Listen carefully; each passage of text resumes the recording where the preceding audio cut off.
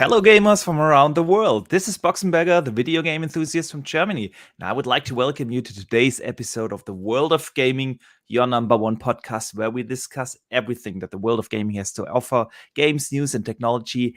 And today we have a special guest here, someone I wanted to have on the show for a while, and finally we made it happen. BitCloud is on. Thank you so much for taking the time out of your busy schedule. Oh, thanks for having me, man. Thank you. No, really appreciate you taking time. For everyone who doesn't know who BitCloud is, he's a freelancer at IGN. He's the host of the RGT podcast, the producer of the Solid Cast, panel member of a ton of other podcasts. We could blow the intro up. Yeah. So but as always, if you want to find his links, his social, his YouTube, whatever, it's all in the description of this show. So just click there and you will find everything he does. So if you like what you hear today, I highly recommend to check his channel out. And before we start BitCloud, I want to do some housekeeping. First, I want to remind everyone that this show is also available on the regular podcast services. So your Spotify, Google Podcast, Apple Podcast, wherever you're listening. And if you want to listen there, it would be awesome of you to give a 5-star rating. And hang on, I accidentally switched the overlay. And give us a rating on these podcast services. It really helps these small podcasts out. And one last thing before we start the show properly, I've been reminded that I don't do it enough. And I want to say a big thank you to all the channel members that support this channel and the podcast, not just with the super chats, but with the channel membership. So I want to give a shout out briefly to them. We have Smitty Smith, Paul AFC, The Custons, Gamer by Choice, Dave Ramos, Bushido N7, Ken Boyle, Crazy Louie, Clinton Netheri, Andrew Source, Everyone's Idol Goro, Chaos Might, Da Robot Wins, and Master Clown X3. You guys support this channel for a while now. I couldn't be more grateful. Thank you guys so much. And yeah, with that, I think we have done the housekeeping. We have some awesome stuff to talk about. Today, we will talk, of course, about the earlier announced Xbox showcase on June 12th and what we expect from it. We will talk a little bit about the earnings report of Microsoft, and then of course, having BitCloud on, we will talk about a couple of PlayStation topics here. Today, we will, of course, discuss the whole PS Plus subscription tier and the trials discussion that is out there. We will talk about subscription stacking and PlayStation's VRR and the preservation team they founded. So there will be a lot of PlayStation topics. And depending on the time, of course, we will also talk about some rumors about Elder Scrolls and a couple of other things. So we have an exciting show today, but of course, we always start with the games of the week.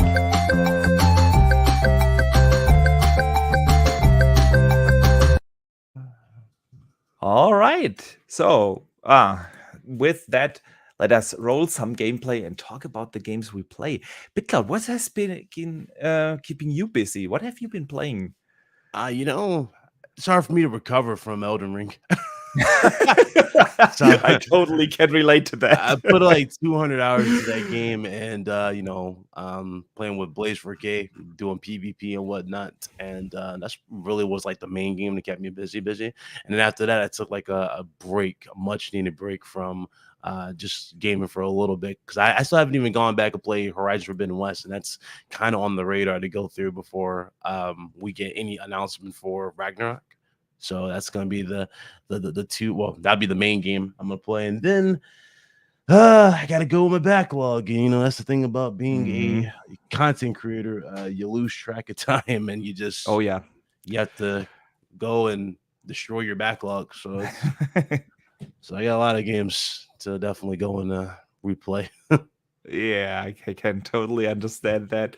Yeah, it being a content creator really takes time out of your gaming time. So it's rough. It is. Sometimes it is. It really is. And either you stop sleeping or you simply have to make compromises there. It's just how it is.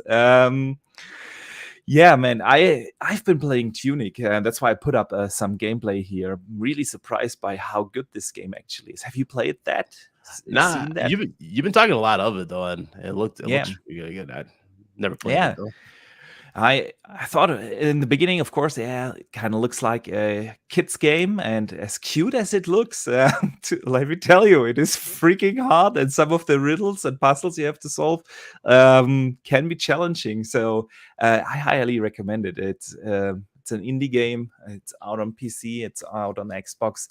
Not yet on PlayStation. But definitely a recommendation. And I finished Tiny Tina's Wonderlands. Have you played that? Oh, okay. Fun fact about the game. Yeah.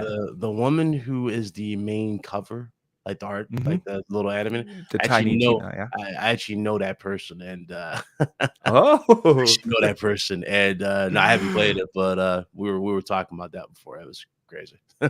yeah. Funny thing. Yeah, she did actually really well. What I really enjoyed is when you finish the game and you roll the credits, they have that little message to the players explaining about the challenging that like 80% of this game was made from while working from home, and then Yeah. they tell a little story in how they overcome some of the things like voice capturing and stuff like that. That Mhm. I thought that was a really nice touch at the end. Yeah, cool. Anything else that has kept you busy? Something you've been working on, or Well, all right. So I made a big announcement. This tweet went super, I guess, yeah, yeah, I've seen it. I kind know of you can't viral. talk about it yet, but Yeah. it's The awesome. midweek mix up crew knows, and they know how excited I am for it. So you're Yeah, part of that. So you know how I'm yeah, excited I am for it. rightfully so. So that's a big announcement I have for Monday. For Friday, the RGD podcast, the show. Yeah, okay. But aside from that, and aside from making that happen, I've been busy more so. I guess you can say expanding more so than Mhm. I've done before. I haven't really been like YouTube. Don't get me wrong, I love YouTube. That's where I got to where I am, and I'm very proud of what I built and how far I've come. But YouTube's kind of taking that second back set, that backseat sort of thing where I wanted to go when I found like a different route to go, if that makes sense. So YouTube is there. I know YouTube will always be there. I have amazing support, from people, and I'm happy about Mhm. it. But sometimes you got to take risk, to get where you want to go, type of thing. And Absolutely. so that's what was going on there. Yeah, it's those things are definitely keeping me a little tied up at the I moment can from imagine. really, yeah, because no, it's funny, being with IGN and everything, like a lot of the stories that you guys are seeing on social media, I already saw, like, Yeah. in advance, some of this stuff. So it was like, I'm looking at, I'm like, is it really breaking news? I'm like, okay, I gotta play along. Yeah, it is breaking news. So Yeah, of course. When you work in the industry and have some chances to get early press releases or stuff, of course, not everything is breaking news for you. I can imagine. I can imagine. Yeah, man, good stuff. Yeah, just got a real quick reminder here. I started another game. Actually, just in what's in my backlog. It's Metroid Dread on the Switch. We are going on a short spring getaway mm, next week, so I dusted off my Switch and Metroid Dread. Awesome game. I started it. I'm only like 2 hours in or so, but it's a real good one. 2D, like kind of like the old ones. Good stuff. I can't wait to play through that on my vacation next week. So especially when you got a Steam Deck. Everybody's getting a Steam Deck. yeah, yeah. See, I've been debating a Steam Deck with myself. Prior to the pandemic, I used to travel a lot, and the Yeah, Switch was kind of like my most played system because it's a handheld basically for me. Yeah. yeah, Um, but now I haven't done a business trip in like 2 years, and honestly, my Switch is collecting dust I'm because I saying. have all the other consoles standing here. Um, and so I couldn't justify a Steam Deck. I have a good PC, I have a PS5, I have an Xbox Series X. Honestly, I don't need it right now. You don't If want to this gear is up just in case. I mean, you never yeah, know just in because case, you never know. True it's got that. Discord built in, all that stuff. You can Mm. talk to everybody on the servers Yeah, and everything. that's So true. That's true. Yeah, man, I'm switching jobs, real life jobs, in July. So maybe oh, if okay. that's changing, then I might dip into it because it is an awesome thing. Do you have one? I know. Ah, I yeah. I wanted to get one and I got close, but then I realized it was going to be like the last in the line. It's like, yeah, I might just wait until you have enough for I guarantee to get it. Like that Mm, 3-day delivery type of thing. So I have no problem waiting for the Steam Deck. Now I would have gotten it immediately if I went to PAX this year yeah. because we got approved and everything for PAX. I was like, okay, I think I might go to PAX. Like, nah, I can't go to PAX. I was like, well, Yeah. Yeah, see, if I'm going to travel more again, I think it's a no-brainer, but right now it's just not. Um, yeah, I can't justify it. If I play on PC, I play rather on my 3080 and my big screen and everything. So, there you go. uh, Yeah, yeah, yeah, 37 here. still a good one. Still a I good know. one. Yeah. I'm very happy. We got it. Absolutely. All right, let me just read briefly some of the super chats. The first one of the day comes in from Drawn TJ. He says, "Hi guys, back to you, right back at ya." Drawn TJ sends in another one. Dune Spice Wars, the strategy game, is out now on PC for $30. It's really good. It's in early access. Yeah, man, I've seen that. Mm. You know, I don't know. Do you play strategy games? Not really. Not really your type. I love them. So I've always an eye on those, but won't start that before the vacation. I'm going to start that after the vacation because if I'm taking a break in that game, I know I will be out and it will be hard for me to get back in. So yeah, looking forward to that. John TJ, we gotta play that then. But give me some time to practice. And he sends in another one saying hi to you. What's up, BitCloud? What's up, Thank dude? you, John TJ, so much for the support. But with that, let's move over to the news of the week.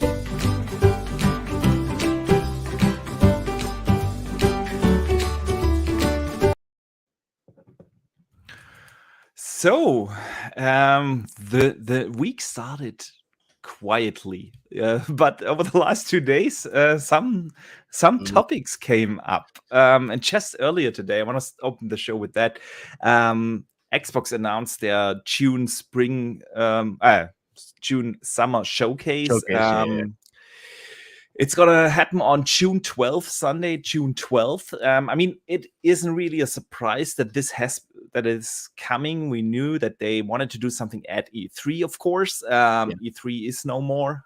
We don't know whether it will come back next year, but this year it won't happen, obviously. But everyone knew that they will have a showcase. And just a few weeks ago, 2 weeks ago or so, I had a discussion here with Randall Thor, and I said I'm not sure if they are going to do it in June.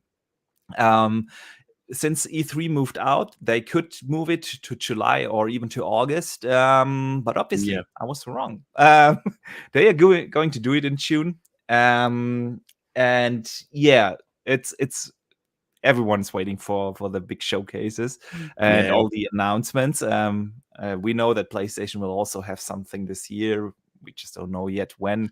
Last year they had theirs in, was it September or October? So Like a little October. later. Yeah, Yeah. October, a little later in the year, and Nintendo always has their directs, so they are good. But yeah, the big Xbox showcase. So there's that we could do so much, talk about it an entire hour and do some speculations. But I obviously want to hear your thoughts. What do you think? What do you expect from that showcase? So obviously I don't expect a release date for Hellblade 2, but I do expect more information on that. Maybe another demo if possible, and they'll fill in the gaps of what's going on for that because they kind of just like cut to like an action type of set piece last time when we Yeah. first saw it, and it looked good. It looks great. I can't wait to play that, but I also want to see Avowed. I want to see just Mm. what they've done with Avowed. Is this Oh yeah, the game to look out for type of thing from them? I don't expect yeah, Everwild there because I remember correctly they started all over on that game, so I'm not expecting yeah. that. That's what the rumor was. It hasn't been Yeah, confirmed, but yeah, yeah. uh, And since you're doing it here, it would be cool to have a surprise, like a trailer announcement, like mhm. for Doom, like you said, like a Oh Doom yeah. trailer. That'd be pretty cool. Elder Scrolls, I doubt don't we'll think get so. anything Elder Scrolls. I don't think Elder Scrolls are gonna be there. No. But that's later down the road. That's eventually gonna come because we Yeah. know Fable is definitely already been confirmed, so we know that's Y- eventually gonna get there. Um, You think Fable's gonna show up this year? well, not this year, but No, I I mean mean the generation. first, yeah, the first trailer or something. I don't think it's a release date this year. No, no, no. I'm not saying Yeah, that. No, you no might get way. a snippet down the road, right? You might get some Mm, snippets of info, but I don't think, and I'm not expecting anything big for Fable until like later down the line. The reason why I say that's because more than likely we're gonna get pro models for these consoles at this point in mhm. time, Yeah, because there's no guarantee you can get the base models, so they're gonna yeah. probably just have pro models. Um, so I can see that happening. State of Decay 3. A lot of people have been mentioning State of Decay 3. I don't think you'll see it here, but maybe a trailer if you wanted to get us in there. The thing that I would say I'll be more like have my eyes open for because I really want to Mhm. see if it's going to live up to the hype, and that's what's the name? Starfield. Starfield. Yeah. I Starfield's mean, got my that's a safe bet. That will be yeah there, and it will. I mean, it's their big game for the holiday season. yeah So one of the biggest games in their portfolio right now, and obviously that's gonna get a lot of time. I always said last year they had this main event, and then they had 2 days later this second showcase, mm, which was hosted by Paris Lily, mm, and actually what they did last year with Halo was kind of smart. If you think about it, they had like 5 minutes during the main showcase, and then they had an in-depth showing of like 15 minutes at that second event 2 days later. And I kind of hope that they do the same with Starfield this year, that they, I don't know, show a story trailer or something like that yeah. during the main show, and then have that in-depth 20-minute gameplay Todd Howard explaining some of the mechanics and everything in a day or two later. Because if they do that during the main show, I think it could hurt the pacing. If you show Starfield for like 20 minutes, you know, Yeah. um, I think that would uh, be like either the thing to close their show or open their show yes, more likely. yeah, Maybe something on Perfect Dark, even though there's no guarantee we'll get anything for mhm, Perfect Dark for a while. Because I don't know if you heard about like I think developers were leaving a few, like the main yes, creative yeah, yeah. lead left. So I don't know if they're in creative hell right now with the game or what they want to do, and that's always a questionable when you see that. So That's a good question. I mean, Crystal Dynamics is helping out on that game, and yeah, it's and been a while in development. Yeah, it's almost 4 years now. yeah. Um, so yeah, even though a couple of those people left the studio, I could see that happening. I mean, after 4 years of dev time, you gotta have something ready. Yeah. um, I yeah. mean, So that's a maybe. there was also there was another game I was getting ready to mention too. I was gonna mention because you mentioned Crystal not Crystal Diamonds. Well actually no, yeah, it's Crystal Diamonds because Tomb Raider. The Tomb Tomb Raider. Raider. I don't Yeah. think Tomb Raider is gonna be here because we just got the announcement not so long ago that Yeah. it Yeah. was in development, so you're not getting anything here. Agree. So, but yeah, I think there's enough for a good showcase if done right Mhm. for it. They'll probably also show off the family plan for Game Yeah. Pass too. So that's another thing to throw that in there Agree. for filler. Agree. I think that will be there. And I also think, I mean, earlier this year, we got the announcement that Ubisoft Plus is coming to Yeah. Xbox and not So to they can Game have like a Pass. whole section there and go, hey, Yeah, we got more exactly. games being thrown, and of course they're really gonna beat it across your head, like, yeah, by the way, guys, did I mention that every last one of these games that's shown on the stage is day one in Game Pass? So they're gonna have like a whole section for that, hands down, and it's gonna have all the bells and whistles. Yeah. So Yeah. yeah, it should be Agree. a good show. I agree. I mean, they have a lot of studios now, and a lot of studios have been working on their games for quite a while. Yeah. I mean, that whole acquisition spree started in 2017, 18, 19. It's been a while, and most of those studios haven't released the game. The only newly acquired studio that released something was Double Fine last year with Psychonauts 2. All the others Mhm. haven't released any games as of yet. I mean, Halo obviously was 343. They been a historical Xbox studio. Yeah. You wanted it like that, yeah. And of course, Playground with Forza Horizon 5, but they have uh, been releasing those games regularly over the last Yeah. 12 years now. So Also, they need to stay away from. Personally, I wouldn't show anything Halo related at this show. After yeah, I would just stay that's away what from I have Halo. it right here on my Yeah, question list. I want to. I would stay away from Halo. Yeah, I After truly Halo. hope so. Yeah, Yeah, yeah. because I don't want nothing to drag the show down. When we No, see no. Halo, you know exactly what you're gonna see in the chat, and everybody's just gonna go up. Here we go. So I don't want to see anything from Halo. Yeah, same. And by the way, even though I think it might be there, is the Forza Horizon 5 DLC. That is That's coming. passable compared to what Yeah. at least Forza was complete. It was a complete Yes, experience. true. So that's good.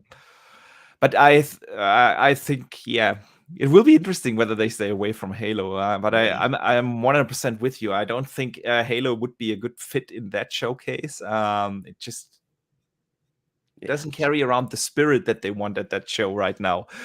So yeah, what I think we know that a few other Xbox studios are working on stuff, and we haven't gotten their announcements yet. So I'm talking, of course, about the Compulsion game, the makers of We Happy Few. I mean, that's been a while. When I think We Happy Few was a 2017 game, I want to say. It could be 16. So it's been also a while. And I think they got Terminal Reality too as part of their studio. So I mean, you might see Banjo Kazooie because they have Crash and Spyro underneath their helm. So I mean, again, there's a lot to be excited for because you have more studios, you have more IPs now than you have before, and you don't have to worry about just the traditional three. I mean, granted, they're still going to be there, right? But it's not going to be and that's that a good much thing. of But a reliance. You know what I mean? Where it's like, oh, we need a Halo or Gears every year or two to fill out the whole gen. Nah, it's gonna be different, which is great, and I'm happy for it because competition is like the main thing I've asked for, especially last generation. Last generation, it was just like so one sided. Like there was nothing you could really say about anything, and it was like, okay, yeah. So now we're there, and and you got Sony again. Like this is why I tell people, like everybody's upset about stuff or looking weird and stuff. I'm like, just look at what PlayStation has. Sony right now is pretty much the superhero console. I just got done talking to Tony Polanco about this. I was like, dude, why doesn't Microsoft have a Spawn game? Yeah. And getting themselves in this superhero type of spectrum. I saw Boom show off this crazy Captain America controller. Why isn't Captain America got a game for Xbox?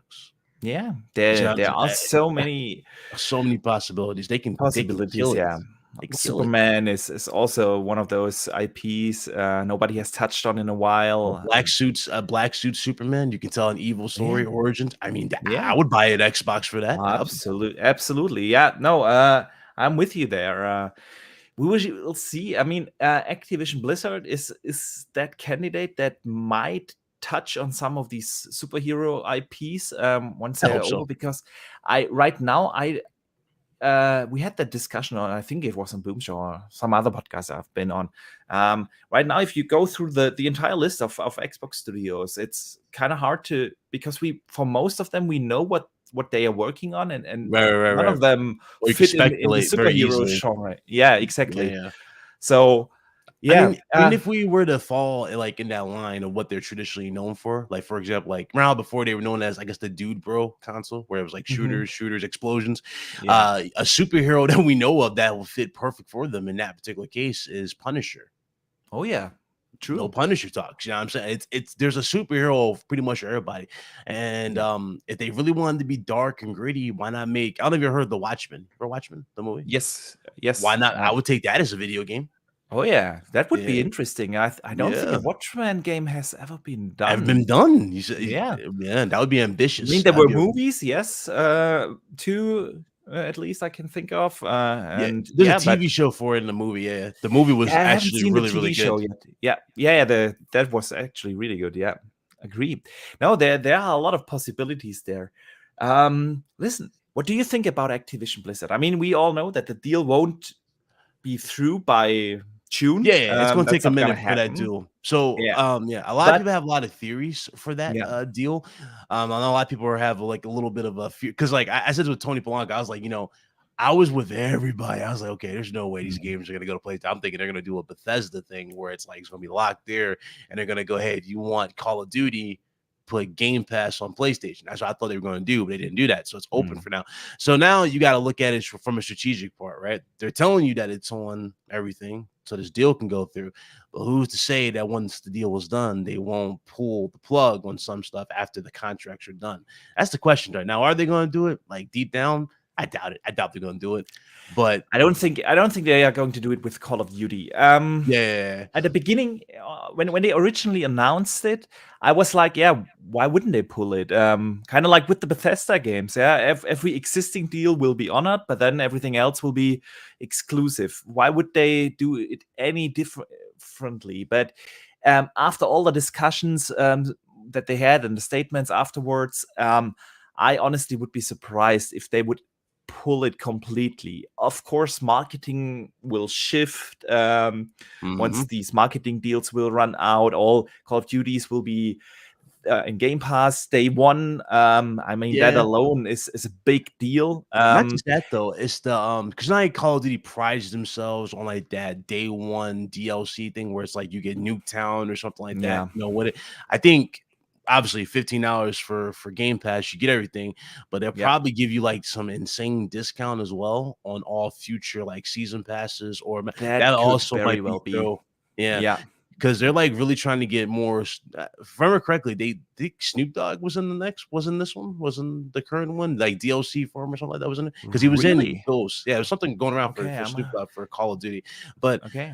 he was in Call of Duty Ghost. He was like an announcer, his voice. So it wouldn't Mhm. surprise me if, like, again, they get themselves into those crazy deals again, and then they'll go, hey, by the way, on Game Pass, we get it a month earlier. So I'm saying, like, similar to what we did Yeah, something on like that. PlayStation. Yeah, You gotta yeah, get it, you might get it a month or two earlier on Game Pass users, yeah. and you get it at a discount and you have the game on there. I ain't gonna lie, that's enough for a lot of people to go, yo, Absolutely, I will absolutely. definitely get it. So, Yeah. in a weird way, it kind of pays for itself at the same time. Let's face it, the dudes who say that they're not gonna play Call of Duty, especially the diehards, what do? They end up caving every single year when the game drops, even if they Mm, don't like it, so to speak. Now, the yeah. thing that I thought that was going to be good coming from this, and I do stand by this, with them being bought by Microsoft, is unionization. I see them getting rid of Mhm. everything that is wrong Yeah, in that studio in terms of creative, in terms of yeah. leadership. Get rid of every single one of them. All the acquisitions or accusations, sorry, about cameras being in the females' bathrooms and stuff like that. Yeah. Yeah, Yeah, yeah. all these dudes get wiped. Everybody wiped, and you put in new leadership, new standards, new practices. So instead of focusing on monetizing games, making the most out of them, focus on quality.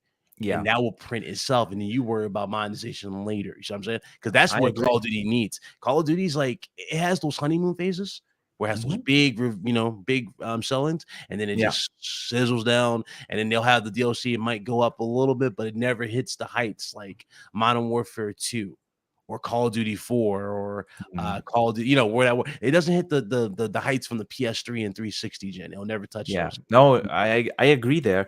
I actually made a video about this 2 or 3 weeks after they announced the deal, about the biggest challenge of that entire acquisition, is actually implementing Yeah. those studios and this management and their processes and their culture into Yeah. the mother company now, and then going in and finding those responsible for that Yep. work culture. That's not going to be easy, and we are talking here about in total 10,000 employees. Yep. It's really a big organizational structure that you now have to bring in, analyze their workflows, analyze their processes, analyze who made it possible to have Yeah. that toxic work culture and then pull that weed out.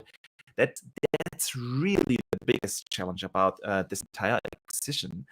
And what you said about Call of Duty, I 100% agree. I personally thought about it. I'm not sure actually if they are going to continue it in that route, like these yearly Yeah, it's releases. gonna Of course, take that's going to breaks. continue. Yeah, it's gonna take those breaks. Exactly. Much needed, yeah. Kind of make it like an ongoing, continued game, and Just cut the service for when the it's multiplayer. necessary. Yeah, yeah. Exactly, and then give those studios like 3 years to make a great single player campaign, and then and have Yeah. the multiplayer releases on a annual or 6-month cadence or whatever.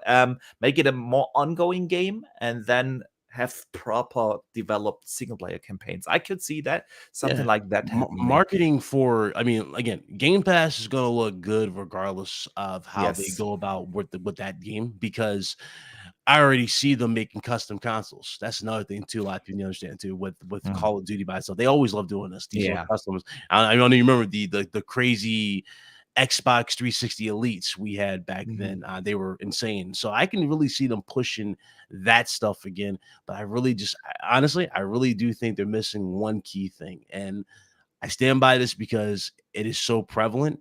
And if you just see how the world reacts when we see these type of characters get playing in video games, I'm talking about Mhm. superheroes, it's so detrimental. Have you seen how the internet broke when Sony revealed Wolverine is Yeah. exclusive to PlayStation, and of course Spider-Man 2? Those are two definitive reasons why a lot of people are buying PlayStation 5s and are getting them ready for Yeah. next year, for the reveal. And Microsoft can get their hand on, I wouldn't even say get Batman. Batman will be cool, but I don't think Batman is really needed for that, because we already had Batman Dark. Yeah. I would love to see it, sure, but I don't think Batman is in it. I would say take a risk, shock the world type of thing. Put a Spawn game, give a character that is loved, people want, and Yeah, that you do it and you I surprise think them. I'm not 100% sure if Spawn, for instance, would be the right one. I get your train of thought, but the thing is, Oh, no, there's different characters. Spider-Man. Yeah, it's different Yeah, characters. Spider-Man is a global brand. Yeah, people Yeah. know Spider-Man here in Europe. I don't know how many people actually know about Spawn outside of the US. Well, they know Honestly, They know Captain America. they know that they know Captain They America. know Iron Yeah, Man. They know exactly. Thor. They know Thor. That's what I'm going with. Yeah, Doctor Strange with the you movie have to coming have up. these pop culture There you go. Yeah. superheroes. Like that's what is so special about a Spider-Man being on the PlayStation. Yeah, the dad who isn't probably the most informed video game player that just wants to buy a console for his son Yeah. for Christmas. He goes in and he sees like that box with Spider-Man on it. Oh, that's the console for my I son. love Spider-Man, like I love Spider-Man. I Exactly. want that, Spider-Man, that's awesome. Yeah. That's the one for him. This is the great thing about these superhero games. They can bring in these more casual gamers Dude, when in they ways see like like that. those custom, because casuals like seeing cool looking boxes, right? They love Yeah. seeing it. So if you can offer like a custom console, like we've seen it with the even as generic as the Spider-Man 2018 console was, I'm talking about, just like Yeah. red with like the white signal on the front. That sold ridiculously well. Like people were like buying it. It's sold out Yes. in record time. So it's like people will buy it regardless. One thing I will always give Microsoft credit for, Microsoft's like the kings of making custom consoles. Like they laser edge Yes. stuff on there. Oh yeah. And that's what Yeah. I'm saying. Like I could see them going crazy, like putting a shield on the console or something. Like Yeah, they had Captain absolutely. America, and that would sell. People go, dude, I need to have that. If you see what they did with the Halo edition console, it's still awesome to this day what they did with that. So it's like, True. yeah, Yeah. it's like a marketing. It's a marketing system that paints money for itself before you even get to selling it, if that makes sense. You know what I mean? Because Sony puts more effort into putting stuff in front of you. Like that's why they made that custom train in New York, and they made that bus. You remember in the UK, which was also in Yes. Far From Home, which a Yeah. lot of people Far didn't From know Home. it was in Yeah, Far yeah, From Home. So they have I a was lot of like, stuff. I was a little bit confused about the title because didn't we have a From Home Spider-Man movie already at the Yeah. beginning when I saw that? Yeah, I know what you mean. Yeah, you see it in the trail. For those of you that wonder where that truck, that little that bus is, if you remember the bridge, not the bridge. Yeah, actually, yeah, it is the bridge when he's fighting the drones. It's literally in the back. You can see it in the corner. So Yeah, they're really good at that. So yeah, that's what I would yeah, say, man. Just take a risk on a superhero game. absolutely. Yeah, I'm 100% with you there. Let And me if you just need to copy, yeah, oh please. no, I was gonna say if you need to copy Sony in certain like aspects when it comes to these storytelling, horror type Mhm. games as well. Like I would like to see State of Decay go through a different phase. I'm gonna be honest with you. Like when we saw with the deer eating the little wolf, I wouldn't Mhm. mind something like that in like a Last of Us style from Yeah, I them. mean that's the Ambitious. rumor that they are going to focus more on a single player experience as well. I'm not really sure, honestly, if I want that in my State of Decay. I want that Well, a I zombie want game that. in general. Yeah, I want that from a different studio because Undead Labs does what they do so well. I love State of Decay. It's a unique formula with permadeath and the Yeah. building aspect and going out for loot. I'm not 100% sure if I want that converted in, let's say, The Last of Us. As much as I love The Last of Us, but I see something like that, the horror genre. I mean, we get Hellblade, and we know that they are working on Project Mara. So you they definitely go into that type of game more in those studios, and Yeah. I think it's a better fit there. But let me briefly catch up on some of the super chats before I want to ask you another question about the Xbox showcase, and then we get to the PlayStation discussions. Tron TJ and in a super chat $5. Thank you so much, man. And he says Sony needs Capcom, Xbox needs Warner Brothers, Crystal Dynamics, and Certain Affinity. Yeah, man. I Sony would and put money on Capcom. Capcom. Yeah, Capcom makes sense for an acquisition. This Yeah. Ubisoft talk, I don't think. Don't get me wrong, it's possible, right? It's possible, but I don't think it makes sense logically for them to buy Ubisoft. Ubisoft has always I been have that Ubisoft as developer. a different topic later in the show. Oh, But okay. of course, we can briefly jump on that, man. Yeah, Let's because do it. they're known for flipping, you know what I mean? From Yeah, Sony to Microsoft when it comes to like marketing deals for certain games. Like you see with Assassin's Creed, like for example, Black Flag was heavily advertised for PS4, yeah. and then we had Assassin's Creed Valhalla, which was advertised, I think, for PS4 or PS5. Valhalla. Was it No, Xbox? Valhalla actually was Xbox. I think Xbox, right? Yeah. Odyssey was Odyssey, PlayStation. PlayStation, yeah. Then, Yeah, yeah. and And and then then you we see had the other one. like Immortals: Phoenix Rising was heavily advertised with Stadia. Yeah. They flip a lot Mhm. when it comes to it, and especially with the reveal of the Xbox One X. You remember Origins? Yeah. They did Origins with. So uh, I don't think. Don't get me wrong. They print money. Their games print money, but I mean, aside from like the Assassin's Creed, aside from the Watch Dogs, and I guess Just Dance, what real use do you get out of Ubisoft? You know what I mean? Yeah. I mean, they have a lot. They have Far Cry, they have Watch Dogs, they have They have Assassin's Splinter Cell, I think Creed, they said, right? Didn't Splinter Splinter Cell? Cell. Yeah. Yeah, they have a couple of other big IPs locked in. They have Avatar coming. Yeah, they have um of course the Star Wars games in the making. So Oh, they okay. have a lot of IPs, actually quite a lot. The thing with Ubisoft is, and I heard that on the Season Gaming podcast, that argument, and I haven't thought about it, but I found that really interesting, that train of thought. Ubisoft is close to 20,000 employees. That's Mm. like Bethesda, Xbox, and Activision Blizzard together. They are at So you think 19,500 employees. it's And manpower, maybe? They want yeah, manpower? so what are you buying actually? You buy a lot of overhead. Of course, a couple of IPs, but you get kind of like the same amount from a Bethesda ZeniMax deal, Ah, yeah, that's true. but That's true. with like a quarter of the employees in the overhead.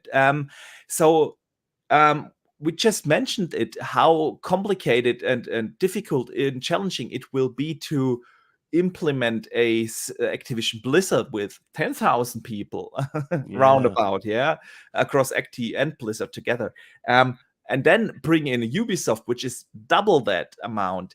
I'm not sure if you do yourself a favor with that, especially when you are a publisher that wants to have that public view of being the good guy, the good developer, Yeah. and so I'm not 100% sure. You It get would be interesting though, because Jim said he wanted to bring back new and existing franchises, and again, with what we just said here, with that type of overhead, additional developers, and all, you can pump out some games now. Don't get me wrong, you Oh can yeah, pump out a lot of projects, especially stuff that yes, we've seen, and especially with the well, we'll talk about that later, obviously the other thing, but that flows into it with the preservation team. But all that stuff, I ain't gonna lie, a lot of those guys might be allocated to that preservation team and help out there, and then hmm lead into the because you know the trend before was remasters with PS4, right? yeah, It was like because you know we had the Crash Bandicoots, we had the Spyros coming back yeah, for the PS4. Now the trend has become remakes. You know, you got them with the yeah. definitive edition. Some of them have definitive edition on Director them, cuts or and director's cuts, yeah, and yeah, so you have that. That's why you got Last of Us One getting remade, which nobody asked for. But again, we're interested in seeing what exactly you're going to do different with this game, especially with Sony saying they're making 10 games as a service. You see what I'm saying? So yeah, it's like, how much different is it going to be from what we played beforehand? You know what I mean? Is it going to mhm, have that MOG type of like planning type of thing? Are you trying to get into that because of Evo? Because they own yeah, Evo now. So there's a lot of stuff they're probably going to be building towards with these games, especially with the inclusion of having more of I would say leverage now with you mhm, having Bungie, because yeah, Bungie is like there's no issues when it comes to Bungie when it comes to multiplayer. They know how to yeah, make their multiplayer and make it work. So I can yes. see them overseeing every single thing when it comes to multiplayer implementation from It's Sony's funny games. that you say that because when they announced that, I had Mr. Badbit on this show, and we talked about why did they acquire Bungie, and I said something very similar. With them wanting to have all these multiplayer games as well in their first party portfolio, they kind of need someone with a robust engine that can actually support that netcode. Yeah. They know there are ways around how to handle like monetization in online games and stuff like that. And of course, you have to have someone to yeah Yes, my bring that confident, yeah, infrastructure yeah, yeah. in there.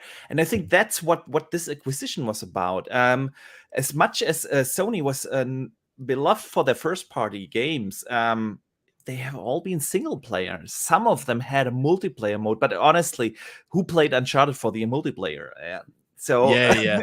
And that's the other thing too. Like they tried a lot with Uncharted 4. They changed yeah, it a yeah, lot. They were really trying to go for like an esports thing because they had like this little video showcase thing with commentary. Guys were talking about plays of the week people mhm, did. So they were really trying to get Uncharted in there. That's why I think that's obviously going to continue. But yeah, I can expect it to be much more competent and faster than yeah, what we've done here. But I yeah, also can see absolutely. Bungie being more so of an overseer just with PlayStation, like PSN in Mhm, general, because PSN always kind of had that issue of lag compensation, especially with PS3. They got a yeah, lot better with PS4, and it's a hell of a lot better now with PS5. But I can see them really like looking to like fix stuff like data capping, because that was mhm, another thing they always had because the servers yeah, just weren't the best. So they really need to do that. You can fix these type of things, will be good for absolutely. multiplayer, and you just again Yeah, you be like the overseer for the multiplayer, do the network testing so that way everything is legit good and we get proper feedback and fixes for games that do eventually launch. Like yeah, God, like there was a game that I was looking so forward to and I thought it was going to be so good, especially after we saw the E3. It was Anthem. I thought mhm. Anthem was going to be like the Yeah. game. I was like, this looks This is dope, looks incredible. absolutely awesome, man. That Iron Man game that everyone Yeah. wanted. I Yeah. actually modeled my character at that. It's the one with the cape and he flew. And I Yeah. was like, this is so dope. I can shoot like elemental powers and whatnot. And it's Yeah. beta. I was having fun. Then when the game came out, I'm sitting going, wait, hold on. I started noticing something during the beta. I was like, why did this enemy disappear? I wasn't even I didn't even get done fighting him. He just disappeared. Yeah. Why are these guys disappearing? Okay, what happened with the mission? Well, we won. We didn't Mhm. do anything. And like, so they it was too ambitious for its own good. I'd say that, Yeah. and they couldn't make it work. But now, it's a lot of it can be there's a lot of light, I guess you can say, at the tunnel. Yeah. I mean, I'm not worried about game production for games at all, because of how well these engines have gotten. If you saw Yeah. Unreal Engine 5, you should not be you should not be worried about anything after Unreal Engine 5. Yeah.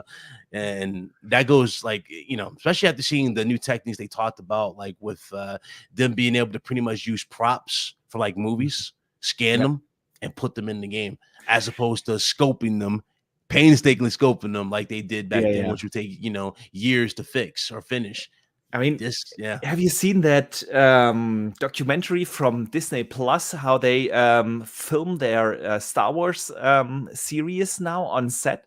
Yeah. They are, that's so impressive. I mean, that was Unreal 4, yeah. Especially how they Imagine now de-aged what, Luke, how they did the Luke thing, the yeah, the it Luke was, thing and everything. dude. And even on set, they don't have those green screens anymore. Nope. They have an actual screen with, like, I don't know, a canyon. It like does on the fly. render. They have the little dots on their face, like the little trackers, but Yeah, it yeah. does it on the fly. It's so good. And it's really good. And yeah, you're absolutely right. Those engines, they will be fantastic in this generation, and I don't think we have to worry on that side. But man, we need to wait bring Jedi it. Fallen Order. Wait to Jedi Fallen Order 2. Wait Two. to that. Oh yeah.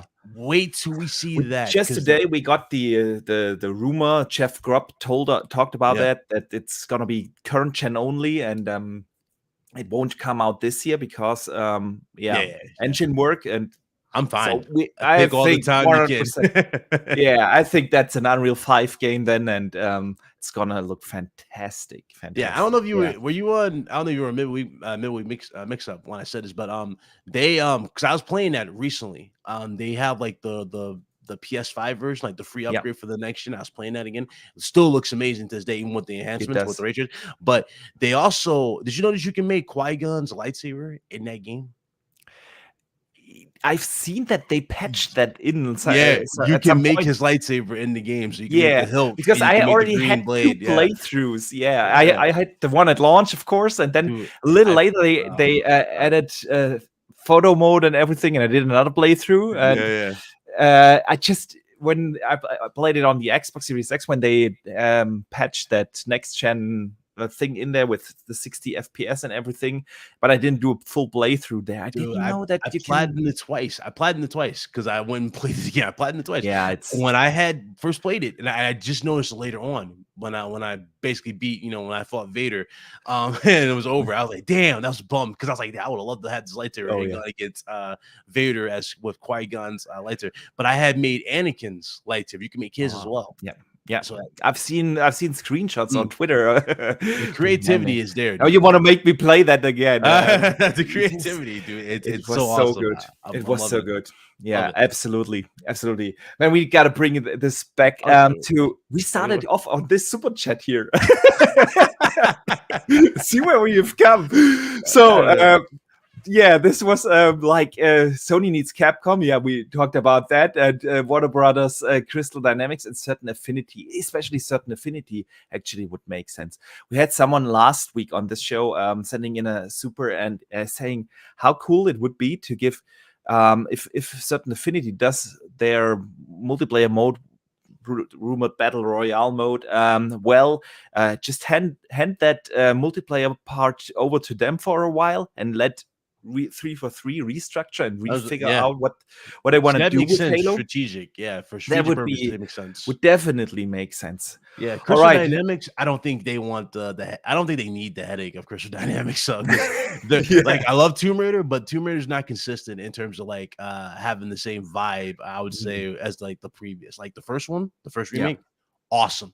One of the greatest Tomb Raiders ever. And Rise of the Tomb Raider, I thought it fell short. I mean, some people like the story. It was fine. It was just more safe. I thought this actually was the best one in the trilogy. Rise. Too? Yeah, I thought Rise. I loved Rise. Played it a little safe. I mean, it was good. It wasn't bad or anything. I just thought, like, I was expecting more, like twists and more, I guess, grounded stuff. But it is what it is. It was fine for what it was. I'll say Shadow was like the worst. I played.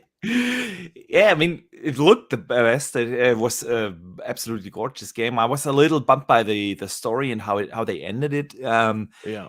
But yeah, that's the thing with the next Tomb Raider, and I think that's why it will be a while until we see it. You won't have that same effect anymore with this wow moment with the first reboot that you mentioned. That's just not gonna be there. It's just like with when we had that God of War Ragnarok DLC thing. I said, no, it's not DLC. I mean, it's a sequel. Of course, it doesn't have the same surprise element anymore than the first he reboot. said DLC. Oh, you already doomed the shit because we were going crazy with that word DLC. You know what I mean? It's not. It's that. It's for me. It's just it's a sequel to a game that is already there. Of course, there will be a lot of elements similar because it is a sequel. It won't be the same effect like that first reboot had. So the That's 2018 God of War. So I had that conversation about Ragnarok. I was like, we're not going there because we want to talk about some others, but I need to read some of the supers again. John TJ, thank you so much for the generosity. He says Activision can make a Deadpool game for Xbox. I'd be down for it. Have Nolan North. That could work. He voices a really good Deadpool. That'd be cool. Yeah. And Dave Ramos sends in $5 super chat. Thank you so much. Drawn TJ and lol no Sega, please. If for no other reason than to satisfy my own nostalgia and a kart racer. I'm with you on that. I would love to see Sega. I would love to see Sega under good hands. Honestly, at this point, I don't care, but I think that they need this push from a bigger publisher right now to make use of their fantastic IPs that they have. All right, man. I want to ask you one last question about the Xbox showcase before we actually move on, because that was where we started. We all know that the ActiBliss deal won't go through by June until this event. That's end of this year, beginning next year somewhere. But do you expect some announcements along with Activision Blizzard? Like right now, the Overwatch beta is going on. Record breaking on Twitch, 1.2 million concurrent viewers on Twitch, like Diablo 4 maybe, or maybe even this year's Call of Duty coming to Game Pass, or something like that. Do you think we will get some of these kind of announcements? Oh, absolutely. They're going to eventually happen. They're going to eventually all be on that service, everything. And they'll migrate them there if they need to. And, maybe you might not see everything now because, the deal has not officially been finalized. Yeah, that's exactly the question. Yeah. What will we see from Activision Blizzard, if anything? That was a betting, man. Probably Diablo. You probably see Diablo. You might see, you might see Diablo. Absolutely. I can see Call of Duty probably announced for like a few Call of Duty games announced for it, or they can say the collection of all the select lists is on there.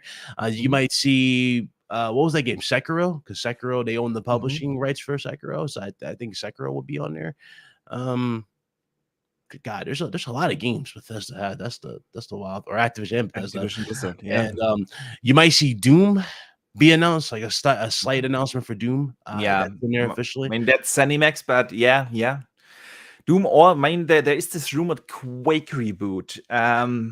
There have been multiple job listings on the ZeniMax website that said they are looking for some programmers, graphic designers, etc., to work on a Quake reboot. So it's more or less obvious that it's coming, but question is whether that will be announced. I just hope when they advertise these games, when they not the games we're talking about, but when the newer games, the day one new releases, I hope they show more of. They gotta find like the perfect mix of like showing off Game Pass and the game that's gonna be in there. Like they go at the end of the trailer. By the way, guys, it's day one in Game Pass. You know what I mean? Like they should find a way to mix it both and have it feel like a feature that's included with the game with Game Pass. You know what I'm saying? Like find that mix, and that way you can sell Game Pass that way. Because when you just say, "Hey guys," at the end of the trailer, it's day one in Game Pass. I mean, don't get me wrong. A lot of us might go, "Yeah, that's fine," but a lot of casuals look at that and go, "What's Game Pass?" Yeah, they entice them. So But yeah. Yeah, that's a good point. That's a very good point. All right, good stuff here on the Xbox event. Yeah, we shall see. June 12th isn't too far off. Yep. 1.5 months, and we know a lot more. So a lot of other things have happened this week in gaming, and I want to obviously take the chance having you as a PlayStation specialist here on this show to talk about some of those. Couple of PlayStation news happened actually over the course of this week, and one discussion that I see a lot on social media out there is around the PS Plus subscription and their policy or their offering at the highest subscription tier. Actually, I don't really remember what the name for that highest tier was, but Premium. The premium it was tier. premium or Mhm. platinum or something. Yeah, It was the premium. highest tier you That's get how we thought it was. That was the mm, the Reddit leak. It was like gold, gold, silver, silver, platinum, right? platinum. But it's Yeah, I see. premium, standard, and And base intermediate or or something. it was like Yeah. basic. Oh no, standard. I guess basic and premium. I think that's what it was. Something like that. Yeah. All right. Be that as it may, in the highest subscription tier, you get the trials for your games, 2-hour trials, and now there's a discussion out there. Oh, PlayStation is locking demos behind the paywall. The other thing that was or came out this week along with this trial is that actually every developer is now required to make a Yeah. 2-hour trial version of their games and so that PlayStation can offer that. Now, I want to hear your thoughts before I give my spiel on this. Go ahead. What are your thoughts on this? Is this a good thing? Do you think they could have handled that differently? Yeah. So I talked to Tony about this. And I agree with his take on it. There is a good and there's a bad to this. And this isn't the first time they offered trials. I actually forgot about this. This was on PS3 because I remember I tried one for Payday 2 on the Mhm. PS3. And All right. it's how do I explain this? It can be good depending, like, making a first impression, sure. But for a lot of games, again, this is where it can hurt the game. If the trial sucks to where like the game is not that great, odds are they're not going to buy the game when they after Yeah. they try it. And that's where it can hurt the game. Is it something that I agree with type of thing? I mean, again, if the developer is compensated for it and it's actually done to where it doesn't affect the quality of the overall product, Mhm. then sure, I got no issues with that. That's fine. But But do you the think it moment, is like this? Because the way it sounded to me is that this is just now a new policy on PlayStation. If your game is above $34, yeah, yeah, yeah. you kind of have to offer that in Yeah, order yeah. to publish your game on PlayStation.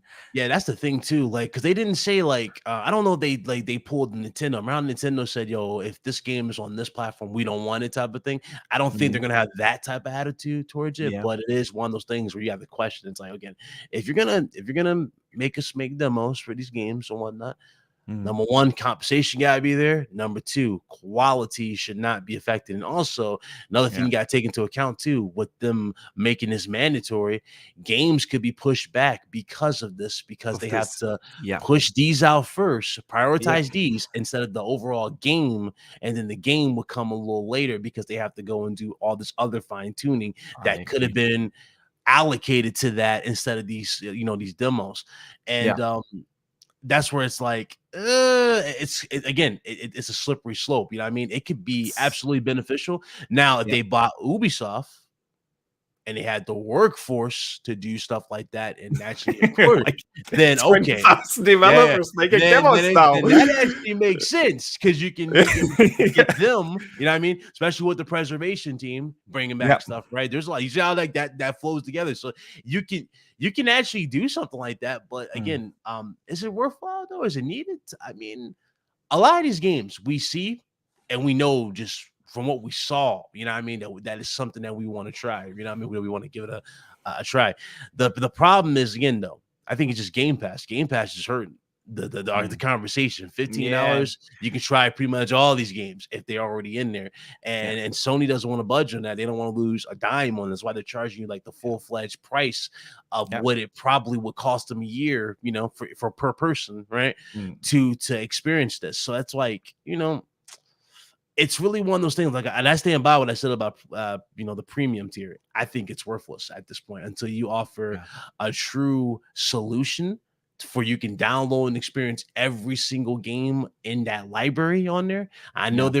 they have a preservation team. They're bringing back classics that's going to be put into the premium tier. We'll Which is talk about that fine. in a second, Yeah, but I want to also give my thoughts on this first. Yeah. But yeah, it's cool that they got all that stuff happening. But again, for what you're offering and for what you're asking for, the price you're asking for, it ain't nothing that I'm super hyped to go pay. Yeah, I want to pay damn near $200 a year for this. I'm not streaming any games. That's just where I'm saying I'm not streaming any games. I tried this out back in the original, back on PS4.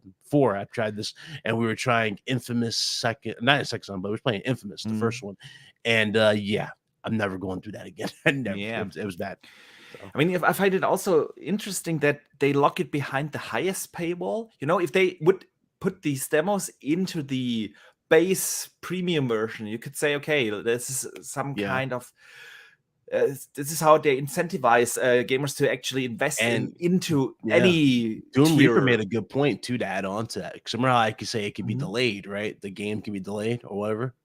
This can affect both systems.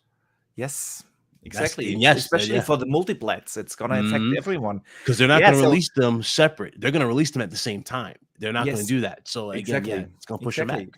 And that's really the thing. I thought about it for a bit, because we had demos back in the days. I know you're kind of my age. We've been in this industry for a while, and we've been playing games for a while. So we remember the good old days. I'll be 30 in August. Yeah, for the 8th time. Man. See, we had demos for almost all bigger games for a while. Back in the days, we had demo discs and we had downloadable demos, and they kind of gone away. And why was that? There were two reasons for that. The first was a lot of market research was done, and a demo could actually hurt a game. People give it a try and say, it's okay, it's not for me. But is it really worth $70? Then, so with the appearance of social media, of course, everything got even worse, because now you have one guy going on Twitter or Facebook or whatever, saying, I tried the demo, that game sucks. And suddenly this becomes a viral thing. So then the conversation goes viral, and then more people give their opinions on it. And the funny thing about, and then this is where the weird part about the internet kind of lies, right? A lot of people give opinions about these games, whether it be Xbox, PlayStation. They don't own these games or the thing, and so it becomes a smear campaign for those games, those developers. And again, that can also hurt the game, because again, there's a reason why.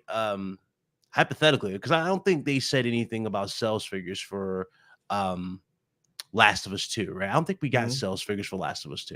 So there's a reason why we didn't get sales figures, because it didn't do what they knew it was going to project it to do, because of the leaks and the bad, reaction from the smear. So it was like that already hurt the game long before it touched the shelves. Absolutely. And this can be the same type of situation with these demos. Like, now obviously the demos are not going to let you play like the crazy, let's say stuff that's sensitive, right? But you know how how do I explain this? I don't ever play. Have you ever played a game from Quantic Dream?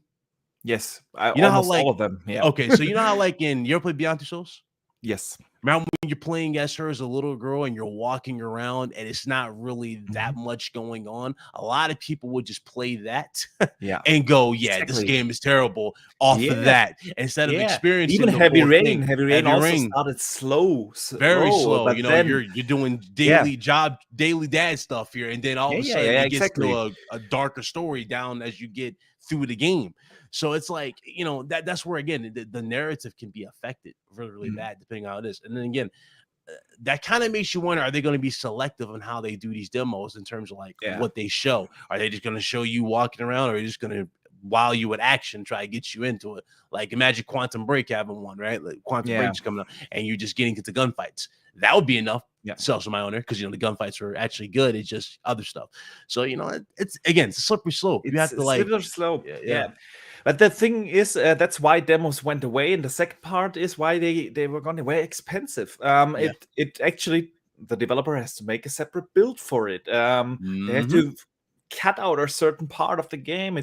It's work. It costs money, and then extra money and man hours to make this. Exactly, and that's to your point. You don't want to hurt the actual quality of the game, and you don't want to hurt the release date or delay the release date, and I'm it sucks though, because just add this on there, because and I'm going off this, but because they just complained, if I remember correctly, they just complained recently about Days Gone. Remember how the developer came out and said that Sony really complained about the game not doing everything that was set up out to do, and it wasn't performing out to do what the sales.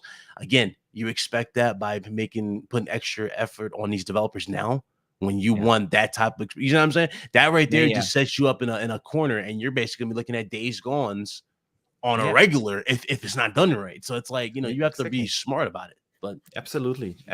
So like you said, it's a slippery slope, and we shall see where this is going to in which direction this is going to go. I find it hard to believe that especially the big publishers will actually agree to this. Like an EA has with a FIFA or a Madden, they have leverage actually to say, no, I'm not going to do that.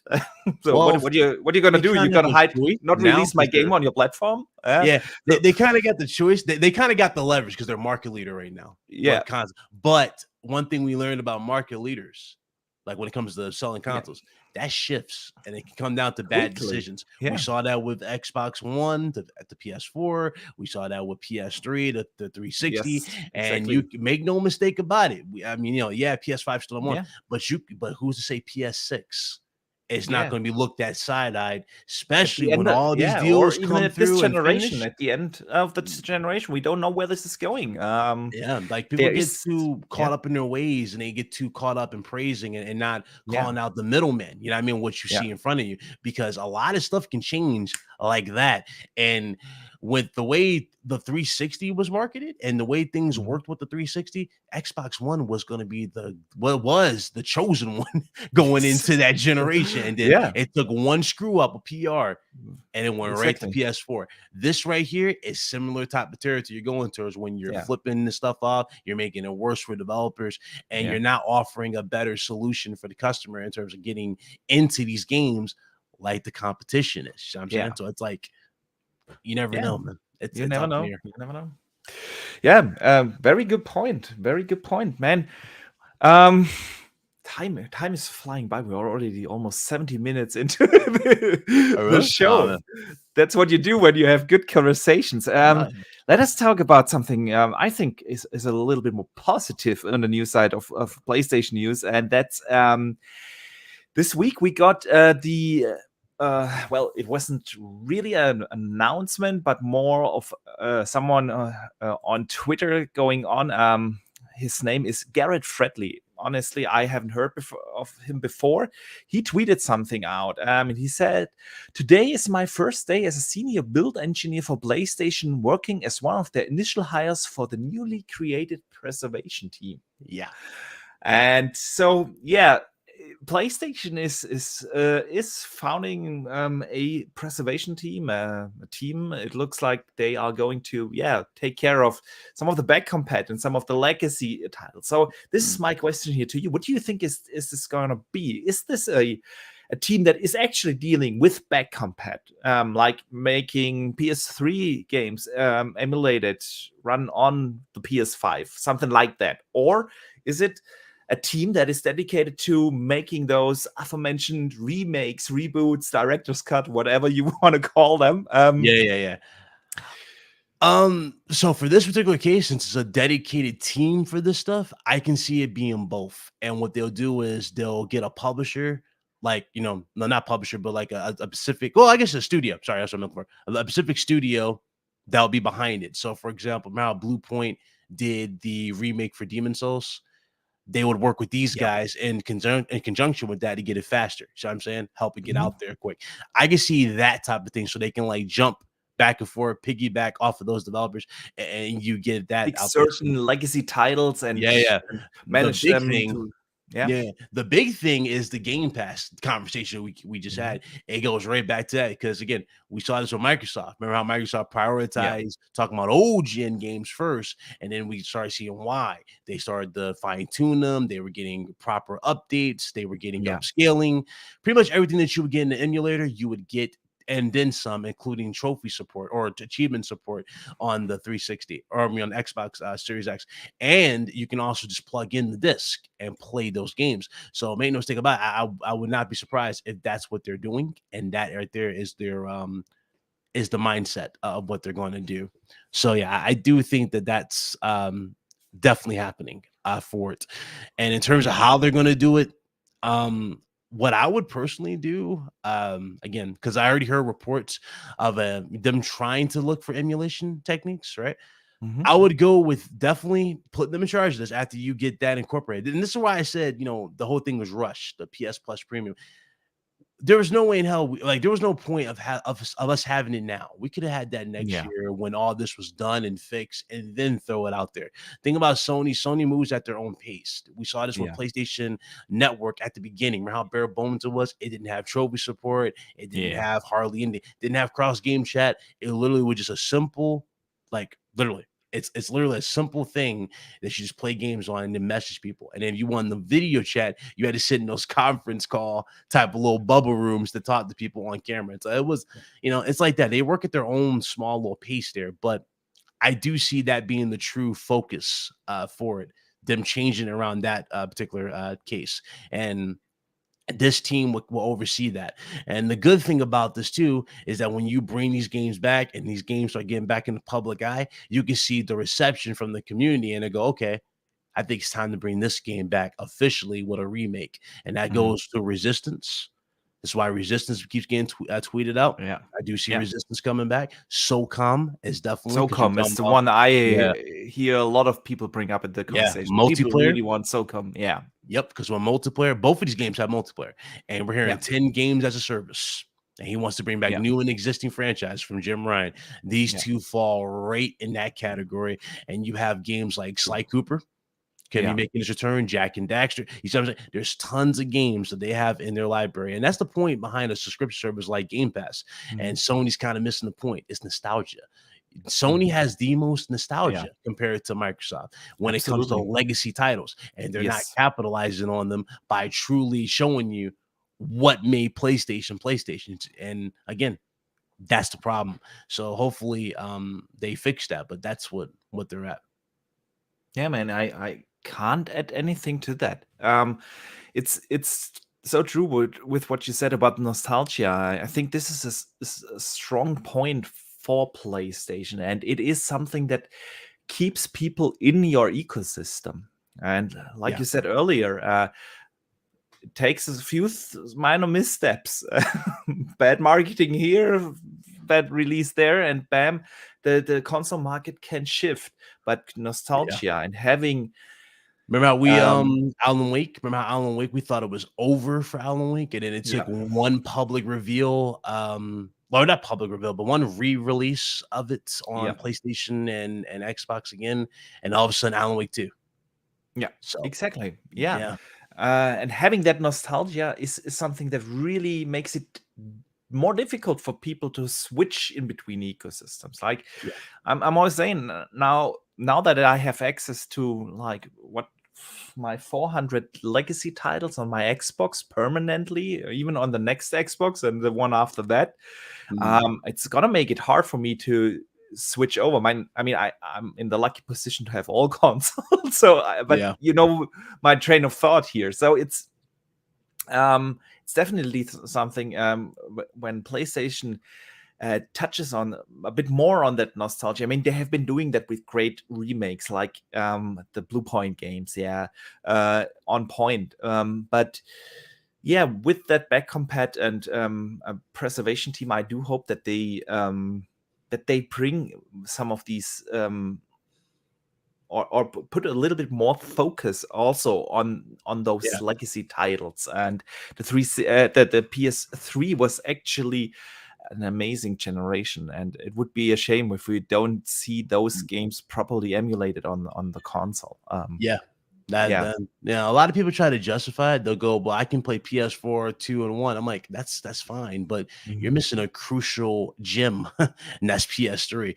Yeah. PS3 has some of the best games that Sony dropped in Yeah. a long time, and they were Yes. very ambitious. They were very creative. A Yeah. lot of them, and some were just I downright mean, that brutal. was the God of War 3. foundation of what made the Sony studios so beloved during the PS4 generation then. Yeah, there were They that sequels from the PS3, and they were exactly. done better. And Yeah. like one of the most brutal games Sony ever did was God of War 3. God of War Oh, 3 yeah. needs to truly be brought back in that Oh, type of man. sense. It was I so love that good. game.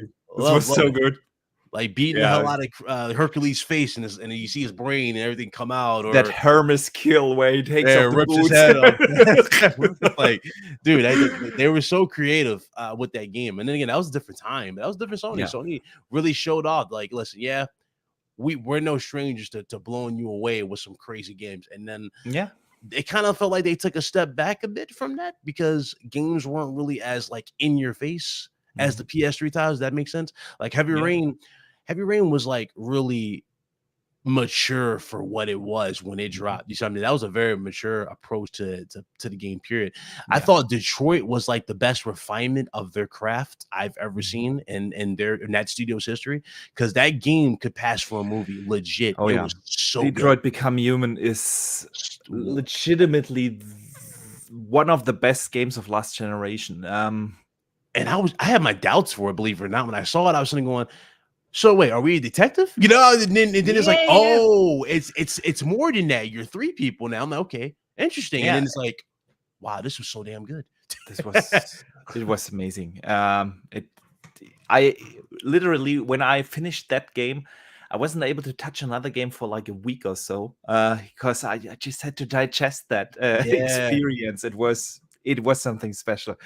Man, the one scene where second. I got reminded I missed the super chat, and I always feel really bad oh no, no, if right. I do that.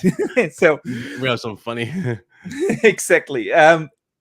Tron TJ replied actually to Dave Ramos' earlier super chat, where he said he wants to have. Let me put up Dave Ramos' super chat first again. He said, "Sega, please." Yeah, and Tron TJ answered, "They are partnered with Sega. Get Warner Brothers. We need a fighting game. We need I'm fighting." yeah. Killer Instinct needs to come back Yeah. for sure on Oh, Xbox. yeah. 100%. 100%. But what I'm about to say was, so the ending for Death Stranding, I mean, not Death Stranding, Detroit. Yeah. There was one choice. It was funny as ever. Because I was home and my sister pressed the button on my controller because she did it when I wasn't looking. She hit sing with Marcus. When you hit sing, they all started singing. I'm sitting going, don't die. I literally was like, don't die, don't die, don't die, don't die. And it was so powerful how I'm like, Oh yeah. this is like one of the greatest damn experiences I have Yes. ever had from Absolutely. Quantum Dreams. It like I had to like sleep. I couldn't like play the game. I had to sit down for a second. I was like, damn, I had to Yeah. process what I just played. The little girl reveal Oh yeah. hit me in the feels. It was. Especially with the father, when you like let him live and you see what happens, like that hit me in the Yeah. feels. I'm like, Those stories. Yeah, wow. it was around the time that I became a father for the first time. It was like my Very firstborn was protective. like 6 months old. Oh So yeah. yeah, So you were related to Kara that when hit she became differently that. at the time. Yeah. Yeah. Yeah. And then there's like that scene where like they become, and that one was like the tough one. That was the one that I thought I wasn't gonna finish the game because I played it again. There was like a scene where you had to like get captured and like everybody gets taken to like the shredder machine where like, they have to deactivate their human appearance. They look like robots, and everybody go into this little shredder machine. I'm sitting going, nah, it's a little too much for me. This felt like a concentration camp type of vibe, kind of like Schindler's List. I was like, nah, I didn't want. I didn't want to do this. But then it was so good. So such a good game. It was. And can you imagine those guys are making now a Star Wars game, like Star Wars Eclipse? Dude, they nailed it. First of all, can I just talk about how brilliant these guys are? They nailed every shot in that trailer. The Yoda scene when he's looking out the window from the Jedi Council, the way the temples look. I'm like, oh, this looks that lightsaber fight on that big bridge and everything. Oh yeah. I just want to know though, and the only question I have for that is it going to be kind of like we're going to get with Hogwarts Legacy, where you can make your own path, so you can choose to be a Jedi, Sith, or someone who's in the middle, who's kind of like neutral, but you see yourself as, or you can see yourself as someone neutral who sees yourself as a tyrant, rather than both, and you're just this powerful god you can become. I would love to have that type of freedom and just experiment with the different lightsabers and learn different abilities like force choke and force lightning and all that. Like it's just so Star Wars is so good, man. You can talk about Star Wars forever. Like Star Wars is so man, we could make an own show about Star Wars and upcoming Star Wars games, man. So good. I'm a little bummed by Kenobi, the Kenobi show, because Darth Maul's not in it, but different story. different story. Man, one other thing in PlayStation world happened. PS finally got its PlayStation VRR update. Oh boy, here we go. So, usually I want to hear my guests' thoughts first, but I don't know how to explain or introduce this topic properly, so I kind of have to give my. It's like G-Sync for consoles, basically what it is to everybody who doesn't. I mean, Xbox One had this feature on PlayStation. It's been long coming. Finally, it released, and then what surprised me is that they do it fundamentally different than it works on PC or on Xbox, and they are not doing it on a system level. They are doing it on a base-to-base, on a game basis. So basically, the games have to be updated to support VRR. And I just thought, why are you doing this? What do you think? So again, I saw a stream yesterday. It made me cringe because he was that's a friend, but he was like, dude, did you know so he was trying to show off VR. He was like, yo, guys, by the way, I'm playing these games at 120 frames per second. I just literally spit out my drink. I was like, dude, what?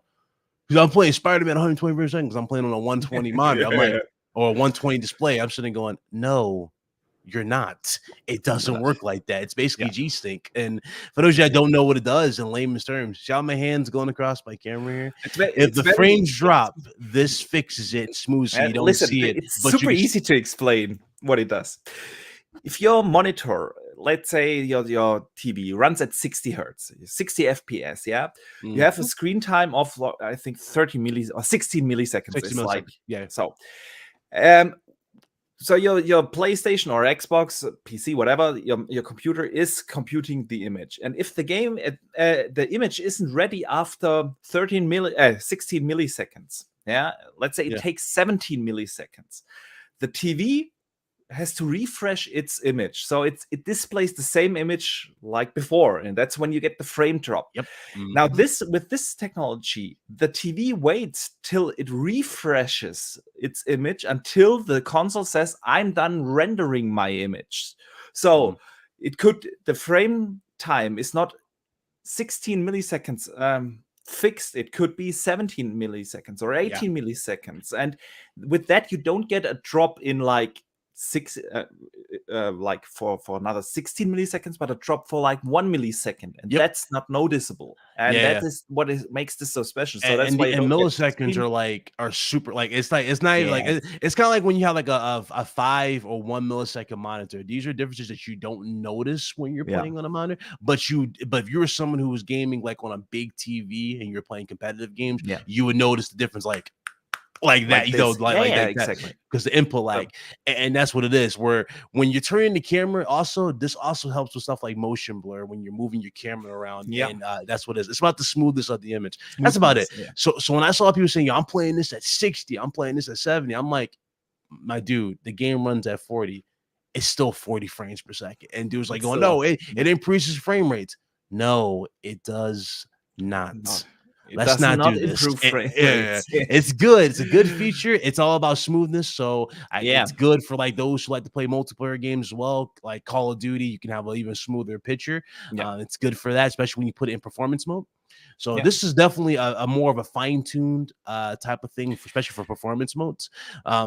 But is it really like the what dude you're saying? Like overhype it? I'm like, no, it's No, not. And it's it's worth it actually it though, is sure. it I would is say. definitely worth it. Is and I would I'm sorry, but I kind of have to disagree here because it's in Oh, performance mode when you have like 60 and above frames. I bet that only few gamers would notice a drop in like when you drop from 60 to 58 frames for yeah, a yeah, few yeah. seconds. People wouldn't notice that. Most of the people at least. Yeah, I Um, looked at it as more like a more, I guess, a guarantee on the developer's part when they enable it for the performance mode, because at yeah, least you won't be able to see any yeah, drops. you But won't see drops anymore, and that helps you especially in the slower FPS regions, so like the 30 FPS games. You notice the difference with VRR on even more, yeah, because there, of course, you more likely to notice a frame rate drop, and then if those are not noticeable anymore, it really helps out. So for me, it is VRR is an awesome thing to have. The question really is, why did PlayStation not implement it on a system level like on the other systems? PC, no game has dedicated yeah, yeah. VRR support. It's done on the driver level, and the same, of course, on Xbox. The So answer for that was that I would say for that it would be because, again, this is a custom, like everything we're seeing, like especially the stuff that was implemented was done by Mark Cerny. So he made like mm, his own, he worked with AMD and he did like his own little takes on mesh rendering and stuff like that. And he mm, also incorporate that with AMD to put that in the console. So what you're yeah, seeing here, all these like different techniques that he's thrown in here, these are kind of like, I would say, the introduction period until you get into like the PS5 Pro, because again, Pro models are yeah, definitely going to happen, and you're going to see absolutely. the Agree. refined better version in the Pro Yeah. model, and it'll look even better. But that's what I see really going on here. And then when you get into PS6, you'll have it done on the full hardware. Well, I mean, granted, it'll be on the hardware mode and the Pro, but I really see them ramping it up with even more added specials that they put in this, because Mm, that's what the way he just designed it. He had it thought yeah. out. But yeah, because remember, the big thing about PS5 as well was pricing. They had to get price down to a Yeah. point, and they didn't want to overdo it for this at all. But they definitely wanted to deliver on everything and give you the best of both Mm, worlds, if that makes sense. So yeah. Microsoft want the traditional, better, beefier hardware Yeah. approach, but this time with the inclusion of an SSD. So it's like similar, and both similar, but they went about it different ways Mm, to get it. And yeah. True. different results. It's good. Again, it's a cool feature. I'm not Absolutely. talking down on out, and neither are you, but it's like the way the amount of fuss I've seen over this. I was like, do you even know what the hell you guys are doing, or what you guys are even Yeah. watching right now? That's something I ask myself a lot when I see those console warriors out there. Most of the time, they don't even know what they are talking about. They're Yeah. just paraphrasing something that they have no idea what they are talking about. Yeah. Yeah, I man. don't think John, it would benefit Cyberpunk. Jay, sorry. It won't benefit Cyberpunk. Cyberpunk yeah, it runs no, better. I will say that it that's runs not the better. problem of. Yeah. Yeah, Cyberpunk had other issues. John TJ asks, "Is it coming to Xbox?" I think he was referring to Star Wars Eclipse, and I think so. It was confirmed that Quantic Dream are Yeah. gonna do their next game multiplat. Yep. They're officially Um, multiplayer. So Sony yeah, goofed and never bought these guys, which is yeah, a shame. I thought they would get all the funding in the world with the mm, amount of advertising Sony did with Detroit with that, and yeah. with their But sometimes games. studios want to stay independent or want to go a different route. That's true. Happened with Bungie, for instance. They can still Yeah, purchase them though yeah, for sure. it, because they're doing that with Bungie. Bungie's still independent, and more likely, Kojima Productions could also be down the road for them Yeah, and be independent. So I mean, yeah. it's open. It's open. It's an open field. Yeah, man. Good conversations here. I want to bring up one last topic before we move to the community questions of the week. And that is Elder Scrolls.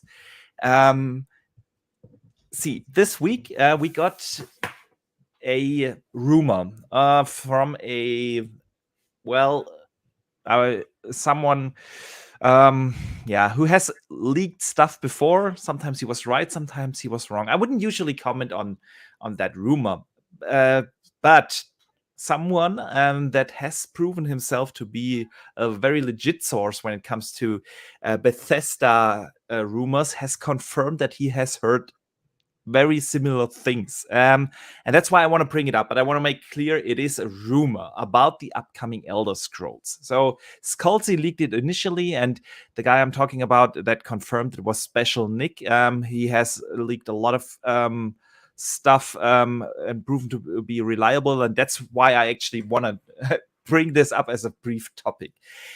They basically said on Twitter and a couple of videos they made that Elder Scrolls is 6 will be set in Hammerfell, and it's gonna target a release in 25 or 26. I mean, that seems plausible and doable, given that Starfield is gonna release this year, 3-4 extra years, and then a new Elder Scrolls. I see that could happen. It will have betrayals, marriage, and marriage in there. And you will have a lot of different factions that actually matter. There won't be dragons in the game. It's well, and then they have a couple of other smaller tidbits about it. Don't want to spoil anything, any story related thing here. So, along with that, they have heard that they are working on some remasters for the Elder Scrolls and Fallout games in Exile. So I just want to hear briefly before we move to the community questions. What do you think? So is this something legit? Does it seem realistic to you? Like a 25, 26 release for the Elder Scrolls?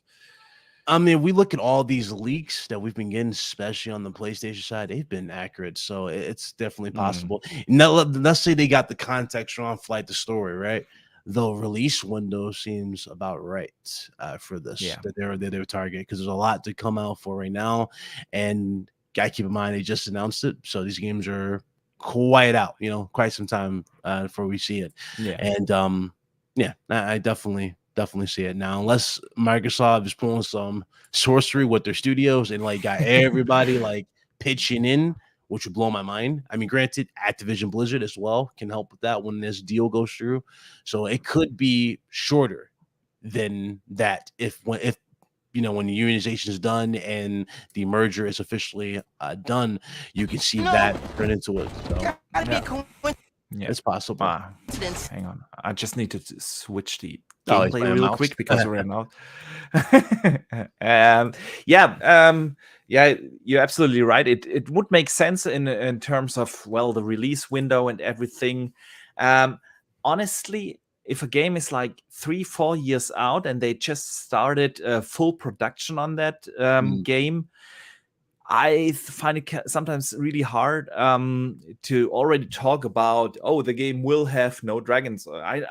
Or they will have dragons. They will have this mechanic and that mechanic. I think that there are so many things gonna happen over the next 3-4 years where they develop that game out that might come in, might leave the game. It's too early to actually, discuss these certain mechanics for a game that is like 4 years out.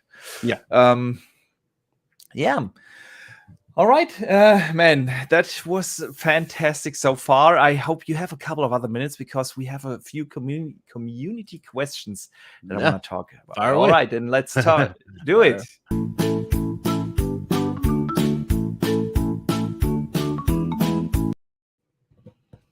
All right. The community questions is the part of the show where we take in questions from the community, people that sometimes make it, sometimes don't make it live to the show. You can post those usually on Wednesday on Twitter and on YouTube. I put up community threads where you can post those questions, and each and every week people write in so many great questions that I am actually thinking about doing a community question only show because we could answer so many, but we are going to get to a couple of them. The first question comes in from Jonathan Smith. He says, and I want to mention that first because I know you're a Star Wars fan just like me. Is there a Star Wars game franchise that has yet to be announced for reboot that you want to see revisited? He personally would love to see another Rogue Squadron single play. Oh, I'm probably gonna be in the minority here, but then again, I don't know. This game was so well received. I would say Force Unleashed. I would love to see Oh, Force Unleashed come back. Force Unleashed was good. Yeah, That was good. doesn't have to be canon. It could be Mhm. an Elseworld type of story. But then again, they might go a canon route because they did write him into lore, and so you could throw him in here and have like a twist, and then have Mhm. him be part of like an iconic event from the series, and they go, hey, by the way, he was there. He just didn't know he was there. So that'd be cool. Yeah. Oh, that would be cool. That would be cool. The game that popped into my head was, remember on the N64 we had that pod racer game? Oh, pod racing? Yeah. Yeah, I want to see that return. In some degree, let's have a Star Wars racing game. I mean, you could add a lot of other vehicles and stuff. You could also have space Yeah. races or whatnot. What about But Bounty Hunters? I'm surprised nobody talks about Bounty oh Hunter. yeah, Yeah, Bounty Hunter was also, yeah. yeah. That game is very underrated. No one talks about that anymore. There are so many great Star Wars. I mean, the IP has been around for how long now? A long time. That's like 40 years, 40 plus years. We have Star Wars. Last one. And it doesn't even have to be about Boba. It could be about Django, his Oh father. yeah, I would yeah, buy that in a heartbeat. Jango Fett was amazing in absolutely. Star Wars. What was it? Not Episode Phantom 2. Menace. Was it 2? Was it Yeah, 2? 2 it was was what 2. was Clone Wars. It was Clone Yeah, Wars. Yeah, it was Clone Wars. Yeah. Clone Wars. Yeah. He was fantastic in Clone Wars. So I would love to get his origin. Oh yeah, that Ooh. would be absolutely. I would buy it day one, no doubt. I mean, the Mandalorian game is something I'm everyone saying, wants. like, Mandalorian's so good, it's a perfect time to bring some Yeah, bounty hunters. Especially you can put it in first person if you wanted to. The P's those like yeah. the Battlefront approach, or give the option to switch to third person from first and fly around and take out targets.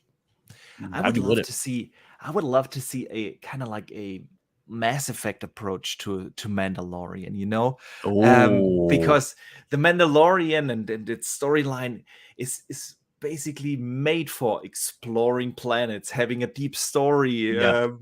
making your own choices, and all these things. Dude, That I, would be. I would lose my mind if that was Amy Hennig's project, like something of the Mandalorian style with her incredible writing Oh yeah, and storytelling. I yeah, think that would be my game of the generation if it was done right, especially if yeah. that'd be crazy. Or what if it was like a spin? It was a bounty hunter who ended up becoming a Jedi. He had Mhm. force powers, and we didn't know. And he Yeah. started. That would be Oh, awesome. Some that would twist, be so cool. Yeah, So, yeah, definitely. Tron TJ sends in the super chat to this. What if all these Star Wars games are connected in some way? uh, Yeah, possible, but I mean, I'm not saying I wouldn't welcome it. Well, I would welcome it. yeah.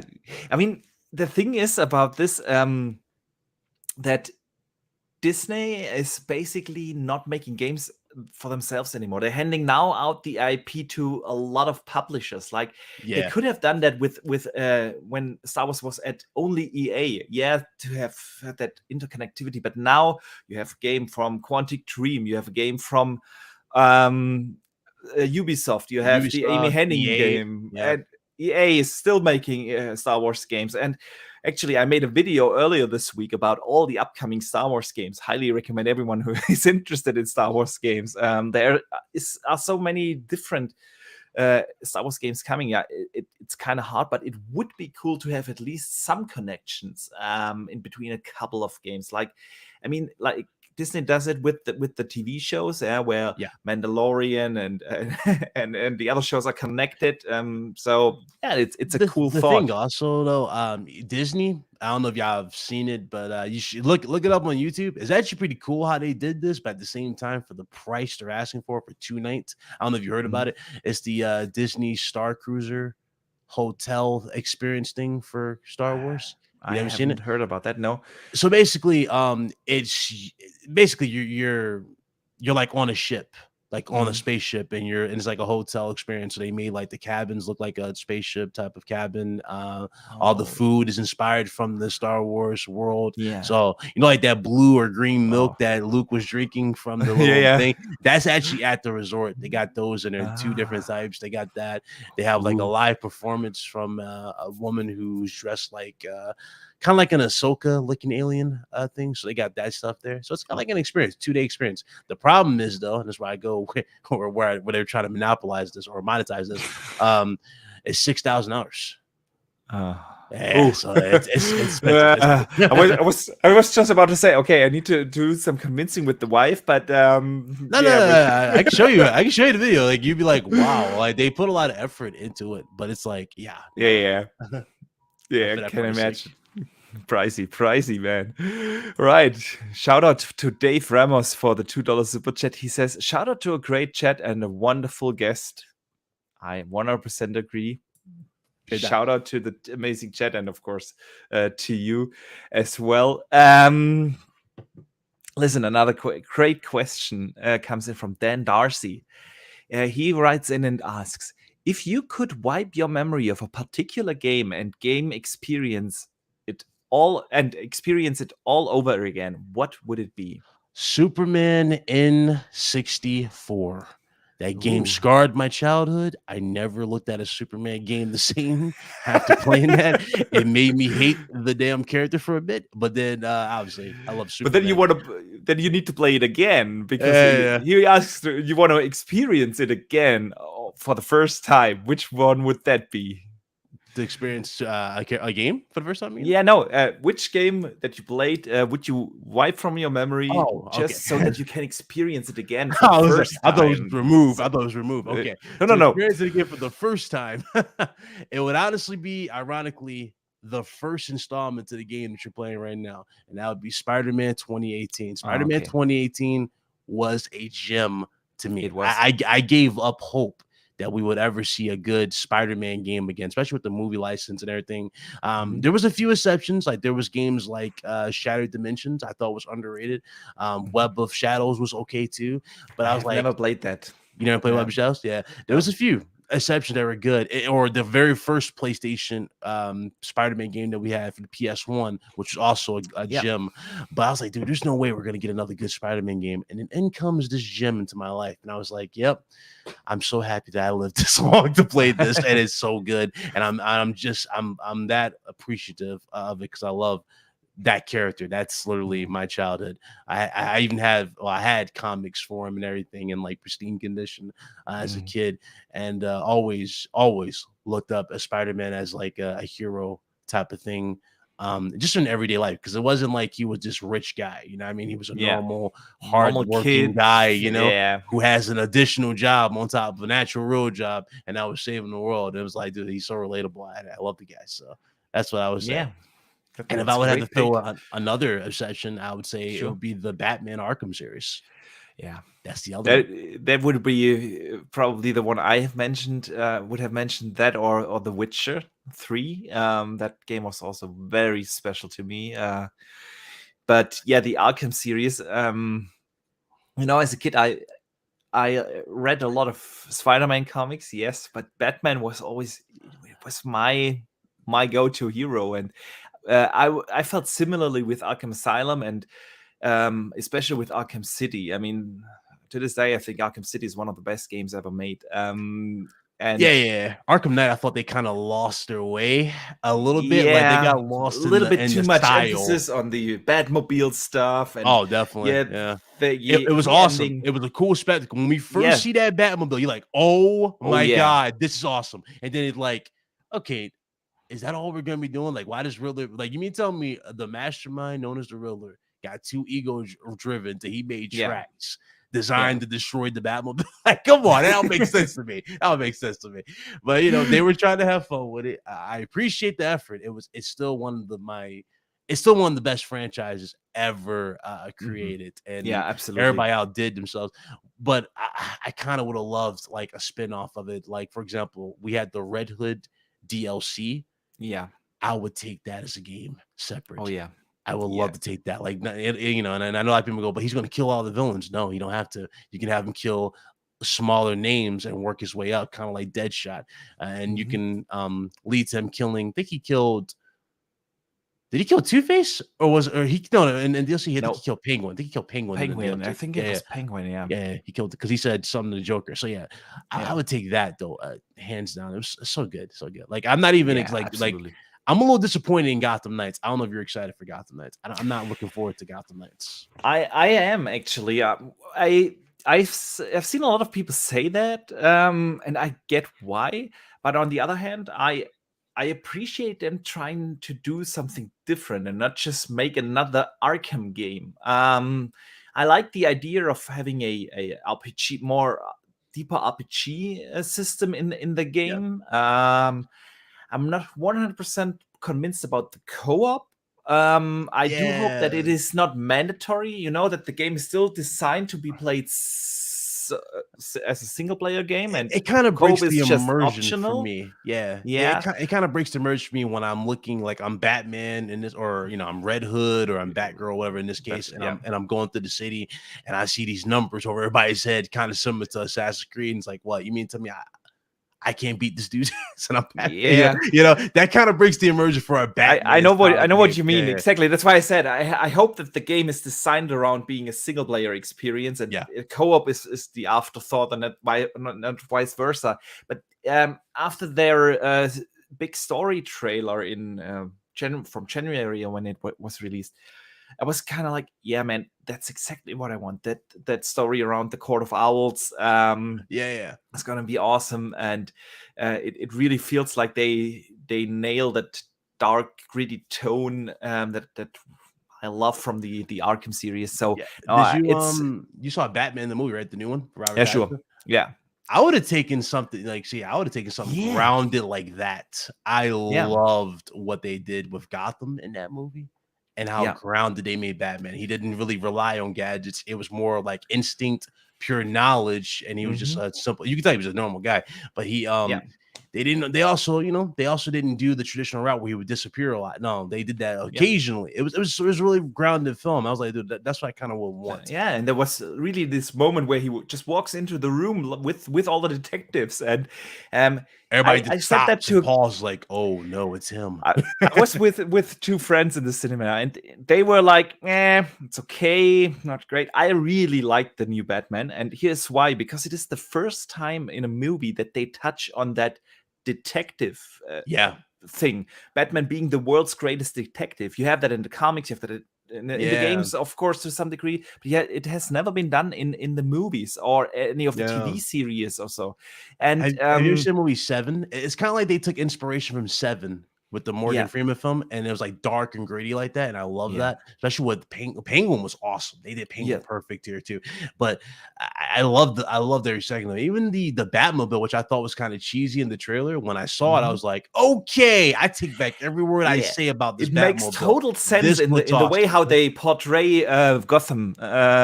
So yeah, Gotham City, the corrupt nature, everything. It was like, dude, it's just like, this is how Gotham really should be presented. Not like this beautiful looking thing on the outside, or something like Tim Burton would do, where he would create these models and he would like have the camera pan over the models. No, it needs to be like really grounded, like, and the fact that it was covered in rain. That's another thing I like too. The rain amplified that city with it. And Riddler was amazing too. Yeah, it was a real nice take on Riddler. I don't think this has ever been done to make Riddler like this. He was brutal, he was unforgiving. This was kind of like a true jigsaw killer type of thing, the way they did it, like the Saw movies. He was kind of like that, and that's kind of how he technically is, but it's like I was not expecting to be that good of his portrayal. Even when he did his riddles, some of the riddles we were watching the Discord. I was watching with some friends. I was sort of going, I wanted to guess this riddle. Some of them guessed the riddle with the orphan and everything and justice. I was like, yep, this is so good. So good. Yeah, absolutely. Dave Ramos sends in a question and asks, how was the experience of participating in the community indie showcase? yeah, last weekend on the Wandering Dutch Midweeks Mix-Up channel, there was this big community in the showcase. Have you seen it? Yeah. Really well Um, done. Everybody really outdid themselves. So it was really well done. absolutely. I think it was really the best indie showcase we have seen. Period. Oh Honestly, yeah. those weird stretch things, I don't know that they don't do it for me as much. I'm excited for a lot of indie plays games. I play a lot of them actually. I like that they usually try different gameplay mechanics that you don't see in the big AAA games. I really appreciate indie games, and I don't think the Twitch thing and these kind of showcases do these games justice. And the way how Dutch did it, and it was phenomenal. Yeah. What I loved about it, everybody was having fun with it. Everybody was just literally just Yeah, having a blast. It wasn't like, oh, y'all were like, y'all feel like y'all pressure to do type of thing. It no, was fun. Everybody legit had a lot of great games mentioned, a lot of yeah, games that I actually forgot about. You guys mentioned in that showcase, and they were well, well looked at. And again, like I said, the Dutch. I'm like, I hope that opens up doors for all you guys mhm, for everything, because that was really like smart and how y'all did it, especially even the music choices and selections and everything. I was like, okay, this is good. This is something like I would see like early on from like Jeff Keighley, mhm, or really brought back old E3 vibes. You know what I mean? Like kind of in this weird yeah. way. It brought back those vibes. And I was like, yeah, Yeah. that's what we're missing. We're missing more of that. So that was really cool. Yeah, indeed, indeed. It was fantastic, and what I was what I found so funny is when Dutch approached me about it, he just said, "Man, I want to do this." He explained to me what he wanted to do, and he said, yeah, "Man, I want to have a video from you, like you talk about your most anticipated indie games and why you love indies and what makes it special, and then I can use that." And Mhm. then I didn't know that he asked other content creators, but he didn't really give specific information. So everyone did it a little bit differently, you know. Yeah, You've seen everybody had their the own guys little from the video Living package. Split Screen Yeah. podcast or Math and Ainsley from Season Gaming, and everyone talked and did this video request from Dutch differently. And I Yeah. thought this was It so was cool though. funny. It felt Yeah, like it a was legit cool. our event, like an event like that we could do, because Yeah, even Aaron Greenberg came by and blessed it, which was also even more cool to see yeah, too. So okay, that's awesome absolutely. that everybody was on board. So that's good. Hopefully, again, this comes back. Y'all do this again. Maybe Yeah, y'all do this like a yearly thing. If y'all trying to do this yearly, I think it'd be yes. smart to get more eyes on it, We because it's already talked about it. It's definitely coming back next year. yeah. Bigger and better. Of course, there were still room for improvement, but yeah, overall, it was a fantastic thing, and uh, let's hope that the developers will support it as well next year, because Yeah. 100 plus games have been shown, and that's absolutely fantastic. Nah, the beautiful thing about it too, and somebody just made it in the chat. That's in the chat. I see you, bro. But I will say this too. You know, like a lot of people complain about ads at these showcase, or like we'll get like Hmm. those little breaks where we have like music performances. Don't get me wrong, we like Yeah, them. Some of them like them, but that's actually good if you just want pure gaming. You know what I mean? You just see nothing but games, the content. So it's like, it's an alternative. And if it's done hmm, right, it continues to be done yeah, right, it can be looked at as a true alternative. You know what I mean? And get more yeah. eyes on it. So yeah. Yeah, and Wondering Dutch actually is in chat. I see. He says first, high praise indeed. Thank you both so much. No, thank you. You You earned it, dude. initiated the entire thing. So appreciate the love. Absolutely, man. Well deserved. Okay, let's get to the last community question of the day, coming in from Pyro X. He wants to know, how do you guys feel about Xbox mainly releasing games only in the holiday season and not having anything for the earlier parts of the year? That's a good question. It's a good question. Yeah, It is weird, right? It is weird. Like it you is. would think they have a game for each quarter or something, Yeah, That's what I thought, like, or they would adopt that model. Maybe they will adopt that model down the road. Now they got all this talent and games for yeah, days now to do. I would definitely go the Sean Layton approach, where you have a game for each quarter. That way, something to look forward to. That way, yeah, you don't have to necessarily get their, they don't have to go into a year and go, damn, I have to wait all the way to Christmas to get yeah, to play this. exactly. No. Have a game for each quarter, and then you would have the crazy partnerships that you got right now. the deals with DLC that you're going to have with Call of Duty and stuff like that. The Game Pass, definitely, that's going to be your other thing too. You're going to have your deals with Game Pass, and you would focus on that and put that and kind of push that towards everything in the middle. So with the third party games as well. So I can see that being a better deal than just a yearly. Yeah, I 100% agree. 100% agree there. I mean, they said that they want to hit that target to have a AAA release every quarter. I think probably at some point that was the plan for last year and this year, and then suddenly the pandemic hits and throws a lot of the plans in the garbage, and you have to rethink a lot of things. Honestly, that's probably just what happens. I don't think that it's the plan for Xbox to do it like they did last year, to have like everything at the end of the year, and it looks like 2022 is the continuation of that. Where of course there's a lot of big games coming. Starfield, we talked about that briefly earlier.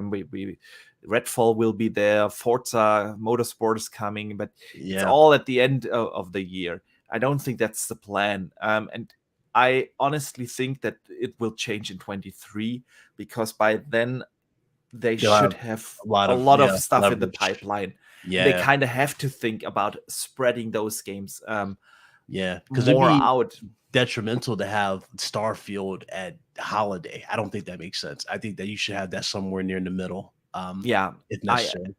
I absolutely agree. I think especially these 100+ hour games are not well placed in the holiday season, where you have like a major release every other week, and people just rush through the games because of FOMO and whatnot. And it's just like it is.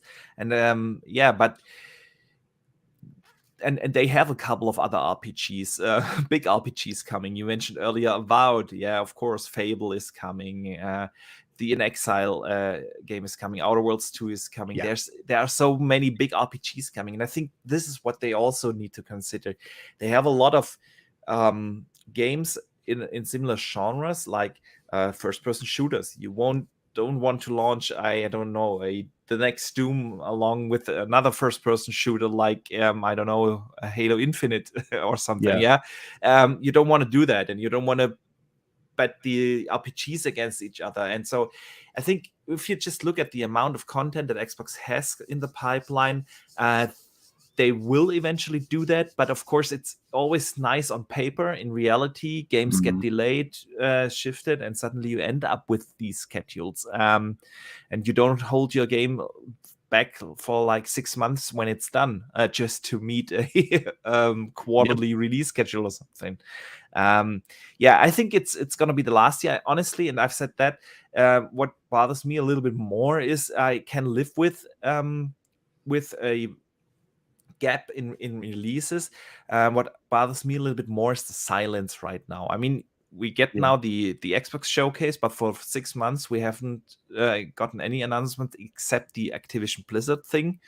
And if things move around and shift and get delayed, and you have a thing, communicate it better. And that brings in the discussion of does Xbox need a state of play or a Nintendo Direct type of event? And I honestly eventually think it's going to get to that point where you're kind of going to have like a sideshow, because you have a lot of talent. Exactly. There's going to be times when Bethesda's going to be well done, and it's going to be like, okay, how do we advertise this? So you're going to have those sideshows. And what was that show they did? Not XO 18, like they XO 18 or 19 was the last one that they had. That was a fan event. Was it Fan Fest or something? They have the Fan Fest. Well, they have a lot of Fan Fests actually, along with E3 and with Gamescom and all these bigger events.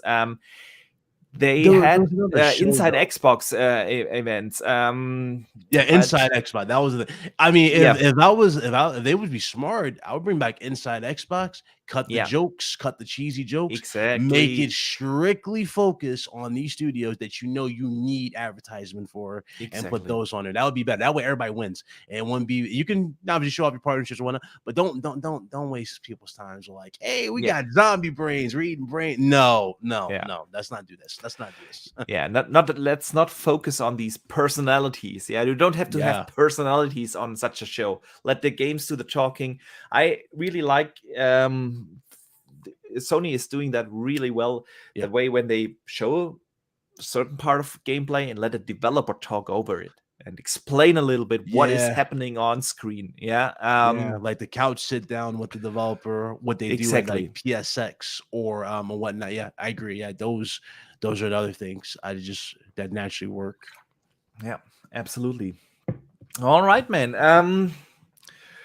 It's been a blast. We are almost at the 2-hour mark now. I don't want to keep you any longer busy here, but I really appreciate you coming on. Like I said, time flies with great conversations, and it was fantastic having you on. Really like your insight and your ways of looking at things from a quite unique perspective, and that's why I really like the conversations in between us, and appreciate you taking the time. Let people know where they can find you and what you're working on. Yeah, anytime, man. Thanks for having me. It was great. Definitely. Time went by super quick. So that was awesome. Well, yeah, like you said, good conversation. That's exactly what happens. You guys want to find me? It's Big Cloud Gaming. YouTube, Twitch, Twitter. Stay tuned for Monday. I have an insane announcement. It's related to PlayStation. I am so blown away by this. It's going to be related to our Friday show for next week. For those you wondering, on Fridays, I host the RGT podcast, which Boxerberg said earlier. It's a podcast where we interview a lot of people within the industry, as well as go over gaming topics and whatnot. What I do on the side, of course, I'm a freelancer, so I do for IGN. I make content for them as a video producer, and might actually branch out a little further in that because of a certain offer I received not too long ago. So we're gonna see if I'll see how that goes, but we'll definitely see. But it was awesome. Chat was great. Energy was awesome. Really enjoyed it, and hope you guys enjoyed. You guys want to check me out over there? You guys can follow me there. But if not, do me a huge favor, hit that like button. That's for sure on this show. Ooh, and thank you for the reminder. And definitely you'll see me, again, you'll see me with Boxerberg on Wednesdays on the Mix Up podcast. As we all are. So thank you. Yeah, man. Thanks again for taking the time. Again, you can find BitCloud's links in the channel, in the show notes, in the description. Just click there. You find the YouTube, Twitter, etc. All the links are in there. Thanks again, man, for having you on. Thanks again to the chat. It's always a blast. The chat here is so positive. I rarely have to kick a troll. That's really, really cool. Thank you guys so much for the super chats. It really helps. I appreciate the support and the channel memberships, of course. One thing before we close the show, next week there won't be a World of Gaming podcast. Unfortunately, for the first time since I run this show, I have to take a 1-week break because the kids, wife, and I, we are going to a spring vacation for 1 week. So we will be back in 2 weeks. I have a special guest, hopefully then. It's 95% sure, so I can't confirm it right here, right now, but it looks like a cool guess and a cool thing. But thanks again for today. As always, it's a blast. Play your games, enjoy where you play. Doesn't matter whether you play on Xbox, PlayStation, Nintendo, PC. It really doesn't matter. Just enjoy the games and be positive out there about it. And I see you guys in 2 weeks. And don't forget to game on.